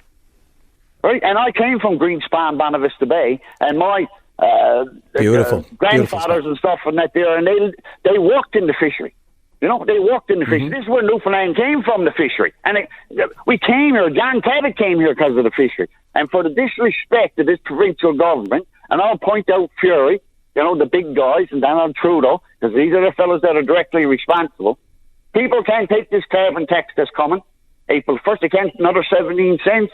That only starts at the pumps, then it goes to the groceries, it goes to everything else. Has the Premier not done enough advocating to get that thing? I mean, you know, do you think is he doing enough? The thing that he done... Or what else could he do? It's a political football. It's a political football. He's trying to look good in the eyes of the people, and then Trudeau puts a stamp on it. Well, I tried. There was nothing I could do. Like, what Fury done there was pitiful. Like that, you know. Men don't do that. Grown men don't do that. Not the men I hung around with, anyway. Mike, I do appreciate the call, and I hope you, have a better day than you're having at this very moment, frustration-wise. One more thing. Okay, real quick. Got to go to a break. Okay, I'm not going to say this just to the problem. I'm going to say this to every Canadian that's out there. If you scratches one X for another Liberal, then go sign yourself in, because we need a change right now. Yeah, that happens every several years. We'll see what happens. Mike, thanks for the call. Thank you very much. Good luck. Thanks. Bye. All right, off to the break. Right back with Reg after the milk. This is Open Line on the VOCM Big Land FM radio network. And welcome back to the program. About 40 minutes left in the show today. That's how much time you got to give Fonts a call and get on the air today. Don't just call and have a chat. If you're going to call, come on the air, because those are the best calls, aren't they, Fonts? The ones that are off the air, and there's nothing vulgar about them. It's just, unfortunately, those are the best calls. Going right to line one with Reg. Reg, you're on the air. Good morning, Brian. How are you this morning, my I'm son? fine, sir. Fair to middle, and how are you? By God, all hands on deck this morning, buddy. I guarantee you. Now, I'll tell you one thing. I'm looking for more fishery metaphors. Keep them coming. There's never a dull moment when it comes to the fishery in this great province. But anyway, I'm going to try to make this brief, and because, like I said, you got a busy show here this morning. First of all, should this protest be at me like yesterday and again this morning? My God, first of all, I'm not a fisherman. And let me assure you, Brian, I got nothing against the fishermen. Now, I'm not going to get into the controversial in what's happening here today with the cops and the protesters. I'm going to leave that alone. But I think it's high time government got their bloody heads out of the sand and got their act together. If my memory serves me right, didn't we have the same problem last year with the crab industry? And the year before that, and the year before that, and the year before, and the decade before that, Reg? Exactly. And, I mean, didn't nobody learn from this? I mean, for God's sakes. I mean, it just blows me away, you know, Brian. Now, regardless, you know, what is it about the fishery in general that our government don't understand? I mean, shutting down the budget day because of a protest. My God, this was never known before. As far as I'm concerned, it's a joke. It's ludicrous. Now, I'm a sealer, and I've been a sealer for years. And I said a long time ago, the writing is on the wall, my friend, when it comes to our seal on. It's going to be a dying source. And I'll guarantee you right now, from what I can see, our inshore fishery is on the same road. It's going to be a no-no. It's a cartel, whether you like it or not. And I'm going to end with saying, I think some of those politicians should get a haircut and get a real job. Now, you have a good day, my friend, and take care, and we'll talk again. Reg, I couldn't sum that one up better than myself. I will say this, you know, when you just went to the seal industry, you talked about juggernauts that just can't be solved or solutions found or figured out over the years. I mean, this goes, you know, between the seal industry and, again, the biggest problem, of course, with fishery is the separation of powers from quotas to processing. I mean, that forever and a day is the issue there. And the government is more than happy to let the players hash it out and work it out themselves, because there's so much going on under the surface, if you'll allow me to say, speaking of fishery metaphors. But the seal industry, that's another whole. We should make another show on that one.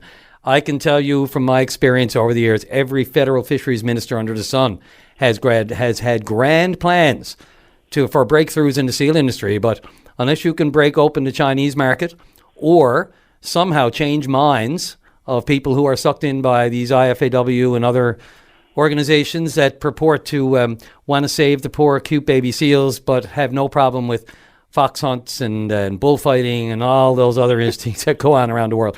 The hypocrisy is numbing. But, there's no rush here, Reg. I just wanted to give a sum up. As far as the seal industry, I'm just curious what got you on the seal industry today. Well, I mean, I'm a sealer, and I'm going to tell you something, Brian. I mean, I was out there for years, and I mean, this seal hunt is regulated. I mean, but the people that go out there are professionals. They know what they're doing. I mean, we know that. One time when I went out to seal hunt, I'm talking now longliners and a small boat. I take my lunch in a bucket, a plastic bucket, and put the lid on. I was good to go. Now, the last few years, I had to take another bucket with me because I had to put my certificates in, and I've had to do that many courses. Either that or take half a sheet of plywood and put them all on the plywood so if the DFO officials approached us, they could see them. I mean, it's regulated, it's professional, and it's got to be done by the book or else. Nothing says the times are changing like having to bring that second bucket with your permits and licenses. Well, I mean, it is what it is, and things change, and you gotta abide by the rules and the regulations. If not, I mean, you're not going to be a professional sealer. And Reg, you just hit again, right? You just said it. Times change, situations change. But it seems that nobody in the fishing industry, and those who know, especially, when you talk about top-down and the advantages processors might have over harvesters in the union, nobody wants that to change. The big guys don't want that to change. Right. Those rules are tangly enough to keep things in check. Free enterprise, the unknown is the scary part for them. And really, the unknown is better for harvesters than what they have right now. Exactly. And I'm going to say... And that's sad. That's a sad reflection. Before I finish, Brian. Yep. What is it about that seal hunt that is so tight-lipped? I mean, my God, you're not allowed to speak about it. I done a little thing there a while ago. I might go there, and it was never mentioned on radio or anything. I know a friend or a buddy of mine I met up with wrote a book, and because he used a few words in the book about the seal hunt, they wouldn't publish it here on the Rock.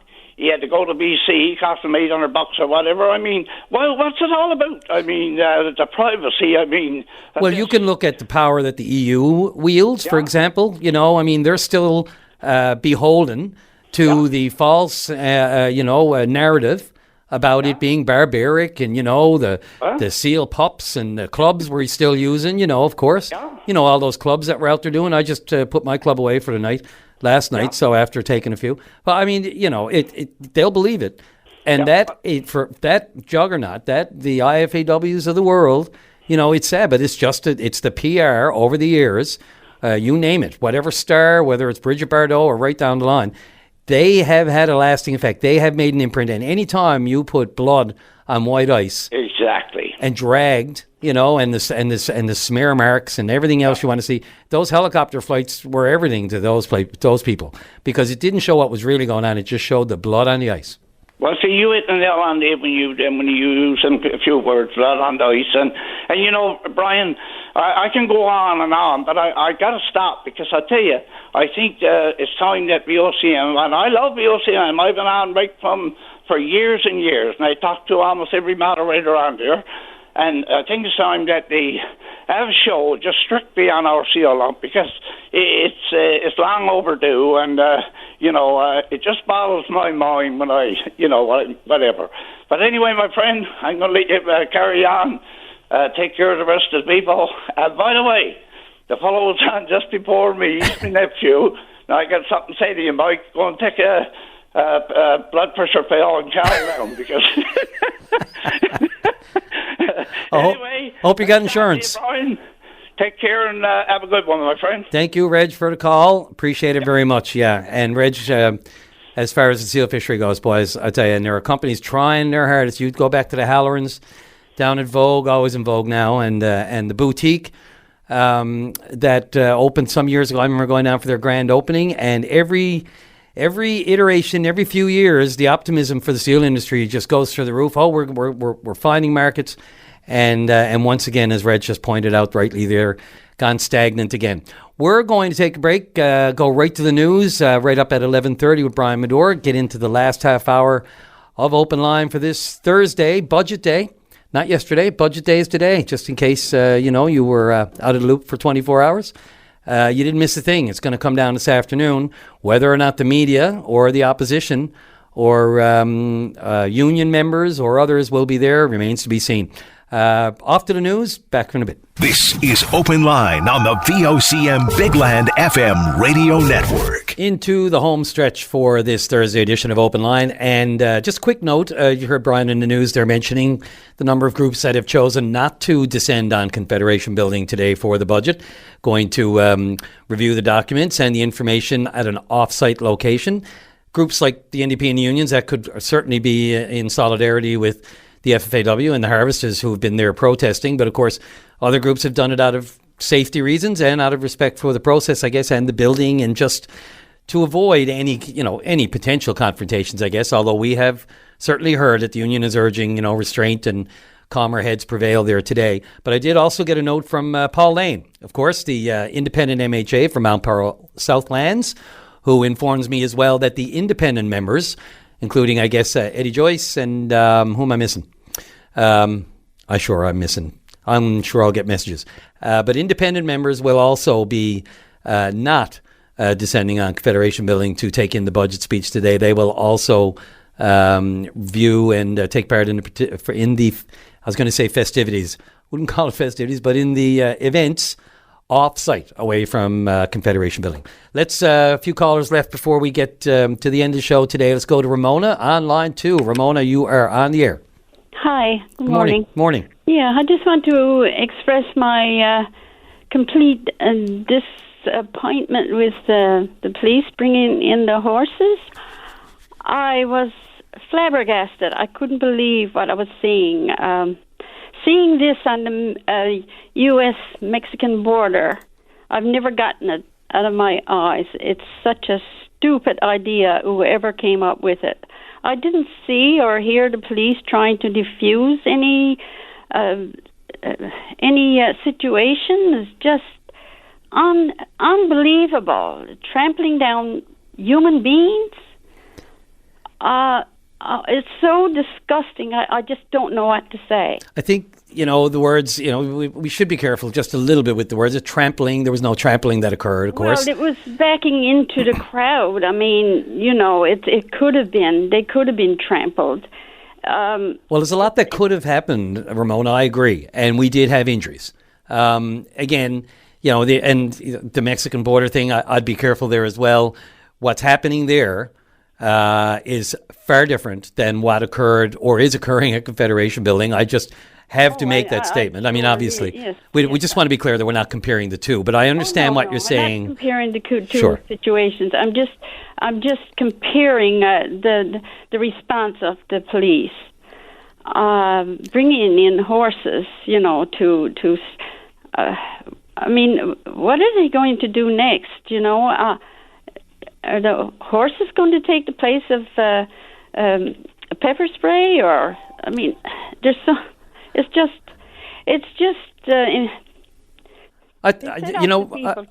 to be, to get upset, really. I mean, I can appreciate absolutely everything you're saying. The visuals of what happened yesterday with, horses literally butting heads with the protesters sort of, not fighting back, but pressing back and hitting a couple of the horses, which I saw. Yes. Look, it might be helpful for the RNC, maybe the chief who was on right in the thick of it yesterday, credit to him. It might be helpful for the chief or the RNC spokesman, James Cadigan, to come on and just give us, there is a news release there and it talks about the RNC mounted unit. They are trained in crowd control. There is a method to the, dare I say, madness, just in a flippant saying, but there is a method to that, and it is designed, they are trained in crowd control, not to attack or to any of that. But, the mere presence of large horses like that are, to try to calm and show the force that, there is greater force than just mere human beings here. And, the police weren't there to instigate anything, and they weren't there to, I think the words you just mentioned were to try to diffuse the situation. They're there to keep calm, first and foremost. But I think the argument could be made that once you introduce them to the situation, there is increased potential for a confrontation. And that's as far as I'll go. I'm not questioning, again, who am I to question the techniques of the RNC? It's far more, involved than that. It's the first time I ever saw that was in, I don't know, it just, it seems, it's just going to rile up the crowd. I don't know, it just bothers me. I'm really, really... Yeah, the visuals, there's no question, Ramona, I agree. Once I saw the horse for the first time, it sort of surprised me. I've been to enough rallies and protests over the years, many of them with the fishery, involving the fishery, but some regarding teachers and nurses, you name it. I can't recall always seeing the horses being brought in to a situation. It's a judgment call. They assess the entire risk and threat before any event happens, and they have a meeting and they decide what's the best response here or what's our best tactic. And at some point, it was decided 2 horses would help, I guess, in some way, either deter, I'm not sure diffuse, but deter at least maybe any kind of violence or any kind of a threat. The government certainly said in their news release that they were concerned about the threat of violence. You make a statement like that, and I can see the RNC assessing all of their resources to see what might be the best one to insert here. But, I agree. It's not something we see every day, so it's uncomfortable and it's unusual, and it's fair for anybody to question whether or not it was necessary. Yeah, I think it was just to make the situation. My idea is that it made the situation worse. Really, I can't see it. I didn't see. Well, I guess I don't get the old picture, but it seems like the crowd were peacefully protesting there, and I didn't see any violence from them. And I don't know, it just seemed over the top to me. I think, first and foremost, the idea and the reason that the government had to go to the court for an injunction was, the safety of anyone when you have literally hundreds of people blocking entrances whereby they, it's against the law. It's a public building. The employees that were coming back and forth cannot be restricted. They're not supposed to be restricted. The criminal code says, mischief or causing a disturbance, unlawful assembly. It wasn't an unlawful assembly when they got to the point where people couldn't go in and out safely and they were being approached or at least being intimidated. And I don't think that's a stretch. I saw a video and I saw what happened there yesterday. This happens at these protests. Whether or not it crossed the line and required the mounted unit to come in and injuries were sustained regarding the mounted unit. So there will be review. I wasn't there. All of the, circumstances have to be taken into account before anyone can decide who was at fault here. But, it's one of the resources and the tool they have in the toolbox, as they like to say these days, not just the police, but in any government speak. So again, it'll be assessed, and whether or not it was, the right force to deal with the force that was there is open to anyone's suggestion. It's a call they made, and whether or not it was the right one will remain to be seen as time goes on. Well, I think they could. Hello. Hi. Yep. Yeah. Oh, sorry. Did I cut you off? No, we're still here. Oh, okay. Yeah. Well, I think they should get rid of that tool. Definitely. Oh, you left your best line for last. It's like a bully. They're too bully, Yeah, I know. The argument can be made, does it instigate? Does it ramp up everything, another level that didn't need to be ramped up? Yeah, definitely. I understand. Ramona, I really appreciate that call. Thanks so much. Appreciate you. That. Take care. Okay, all right, bye. What are we doing, Fonts? One break or... Okay, quick break, and we got a couple of calls left in the queue to get up to noon hour. Right back. This is Open Line on the VOCM Big Land FM radio network. And just enough time for at least one, maybe two more callers. Let's not waste any time. Go right to line 3. And Ivan Lear, you're on the line. You're on the air. Yes, good morning, Brian. Morning, Ivan. How are you? Good, by good. I wanted to call in about the fisheries protest. Unfortunately, I haven't been in there as much as I'd like to be because of prior commitments. And you're rep with you're Young Harvester rep, right? I'm the Young Harvester rep with Inshore Council, yeah. And I just wanted to reach out and have a discussion about the protest. But before I do, I want to go back to the previous caller about this horse thing. From what I can gather, there was peaceful protesting until we had large police forces then required, and the horses came in to intimidate, is what they done. If those officers on horseback would have kept 500-600 feet away and absorbed the events and observed from a distance, we wouldn't have seen any of the activities that happened yesterday. And I think it was there to push a narrative to support an injunction, and they got it. The sad part about this, it's directing the public narrative to paint the harvesters bad. And when you got 1,000, 2,000, whatever the number is, people, you're going to get 50 or 100. But everybody got different pressures on them, different circumstances, different frustrations. And when you got that many people in one place, there is going to be people that's going to take different intimidation and provoking measures a different way. And I don't think that was the right approach to that. If there was damage to the building, if there was a riot, if there was access gained into the building, absolutely. But that was not the case. There was no need of that level of presence on a peaceful sort of. And I get it. Listen, I don't condone the incidents that happened. They should have stayed peaceful. But at the same time, everybody's comes from a different background, and I just want to make that clear before I speak.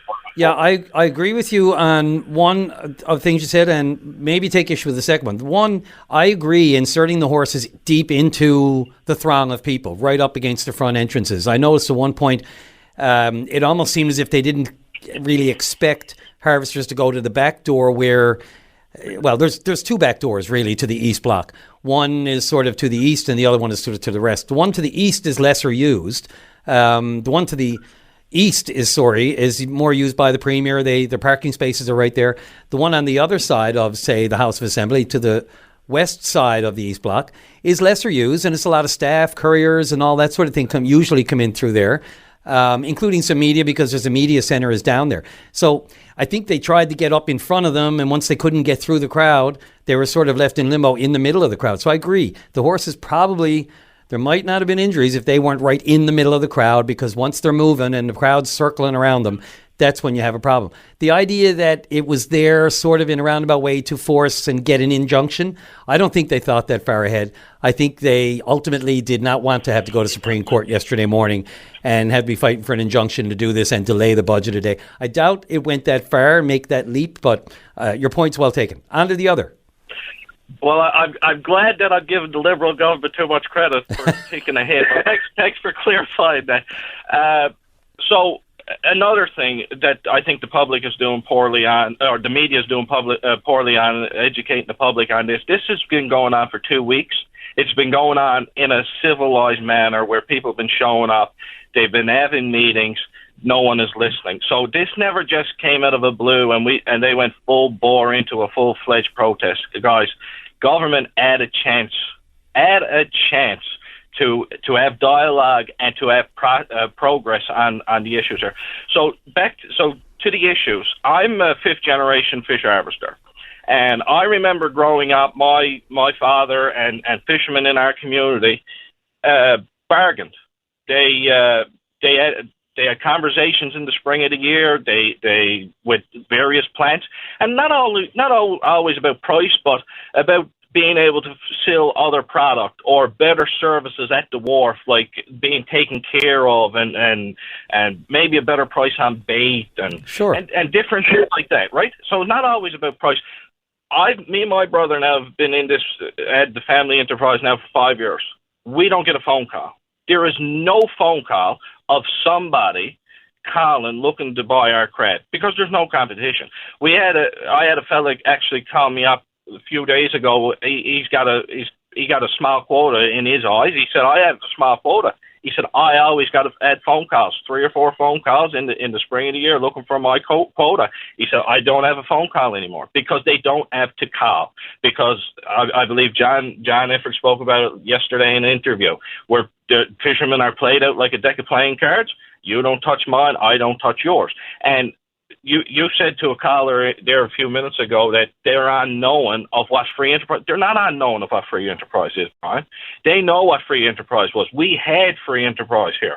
We don't have it no longer. Yeah, and just to be clear, I wasn't saying they don't know what it is. I'm saying they don't know the implications of it, is what I meant. I mean, they know the fallout. Know the implications of it, Brian. Okay. We got 5 people, 5 companies, or a little bit more than that, but 5 big companies that meets together annually and probably monthly.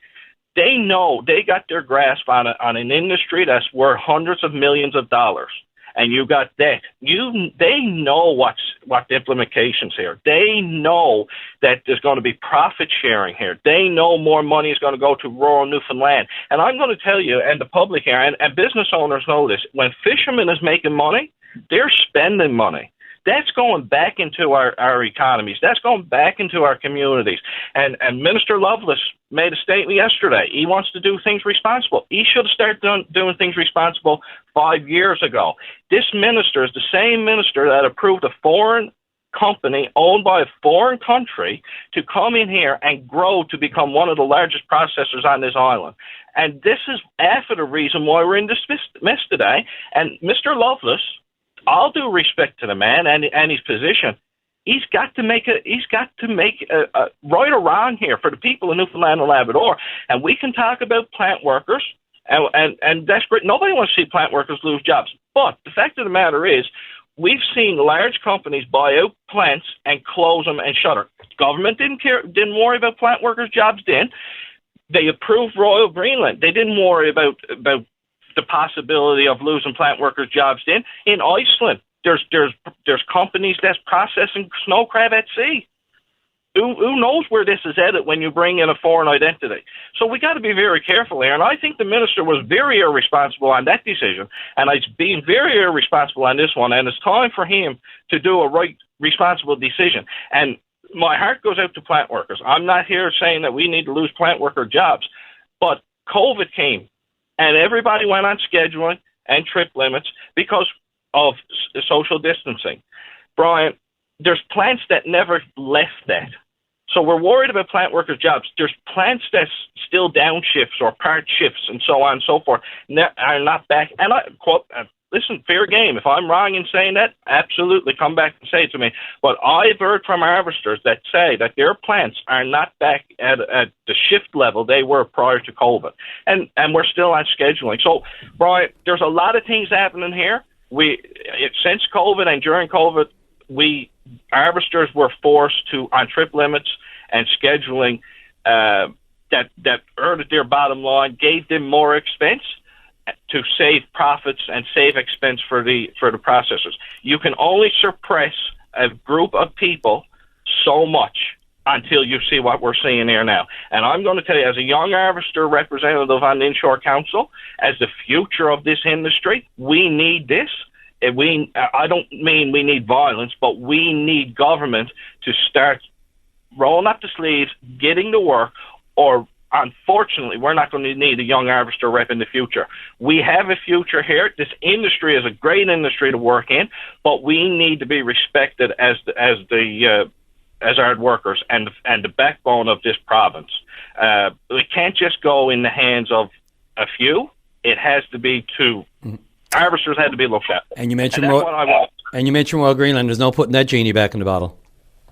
Absolutely not. But, Brian, with that said, the provincial government can come out and put a limit on foreign controlled or ownership, a percentage of licenses, so that we don't become a full-fledged foreign processing industry. We don't want that, and I'm sure processors don't want that. But I think there's things that needs to be done in this industry. I don't think we got the government now that's willing to do that. But, hey, I hope I'm wrong. But that's what I just want to call in. I love this industry. I love the fishery. Young people, there's a great industry, but we need government. And we're not looking for financial help. We're just looking for some policy, some changes to the way things are done so that we have an industry for my grandchildren. Ivan, you made a good point. Maybe there won't be, you're fearful that there won't even be a need for Young Harvester rep on the Inshore Council in the future. Look, I really appreciate this call. I needed that perspective. Puts a bookend on it today. I really appreciate the call. Thank you so much. Don't be a stranger. Thanks. Have a good one. You too. Ivan Lear there with a Young Harvester rep at the Inshore Council. Really quick, Fance, we take one call before we clue it up for the day. Going to Florence on line 1. Yes, Richard, I spoke to you off the air quite a bit. You're doing a fantastic job. Florence, it's Brian Callahan, and I really appreciate it. You're the only. I'm not too bad. You're the only second person I had to correct on that today, so that's not bad considering I'm filling in for the first time in 3 months ago. I think. Oh, you're wonderful. But I tell you now, I'll make it short and sweet because I know you're going to finish up soon. You had a couple of callers back. Mike from Vanna Vista Bay. Sure. Yep. He summed it all up for me. We got to get Trudeau out. All this money that they're giving us is all a cover-up. The young people know what's going on. I've been talking to a lot of them. We deserve all that anyway, all of our taxes and everything, right? And we're headed for hard times. Wait till, the carbon tax is coming in. We think it's bad now, but after April the 1st, watch out. Everything is going to escalate, okay?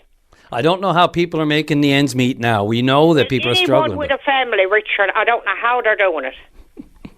Florence, I can't tell you how much I appreciate you squeezing in a call at the end of the show. Thank you so much, and it's Brian Callahan. I'll send Richard Duggan my best. Thank you, darling. Okay. You're welcome. Bye-bye. Have a great day. Bye. All right. Great show there, Fance. That was a blur. Thanks to all the callers. Fance King, of course, behind the glass, putting up with my antics all morning. It's a pleasure to be here. It really is. To all the people that wanted to send messages to you but didn't want to go on the air, I'm apologizing right now for hanging up on you. But it is a call-in show, and I don't do the third-party message because that's how stuff get messed up. I appreciate that clarification and what's the word for it? Your caveat to all of that going on this morning. Don't forget, everyone. Coverage of the budget expected. The rescheduled budget goes this afternoon at 2 p.m. this afternoon across all the OCM network. How we're going to put that up yet, don't know, but I know that there will be a feed of it from Finance Minister once she starts speaking, and hopefully we'll have access to all of that. It's still a little bit up in the air because we don't know who is going to be and who's not going to be at Confederation Building.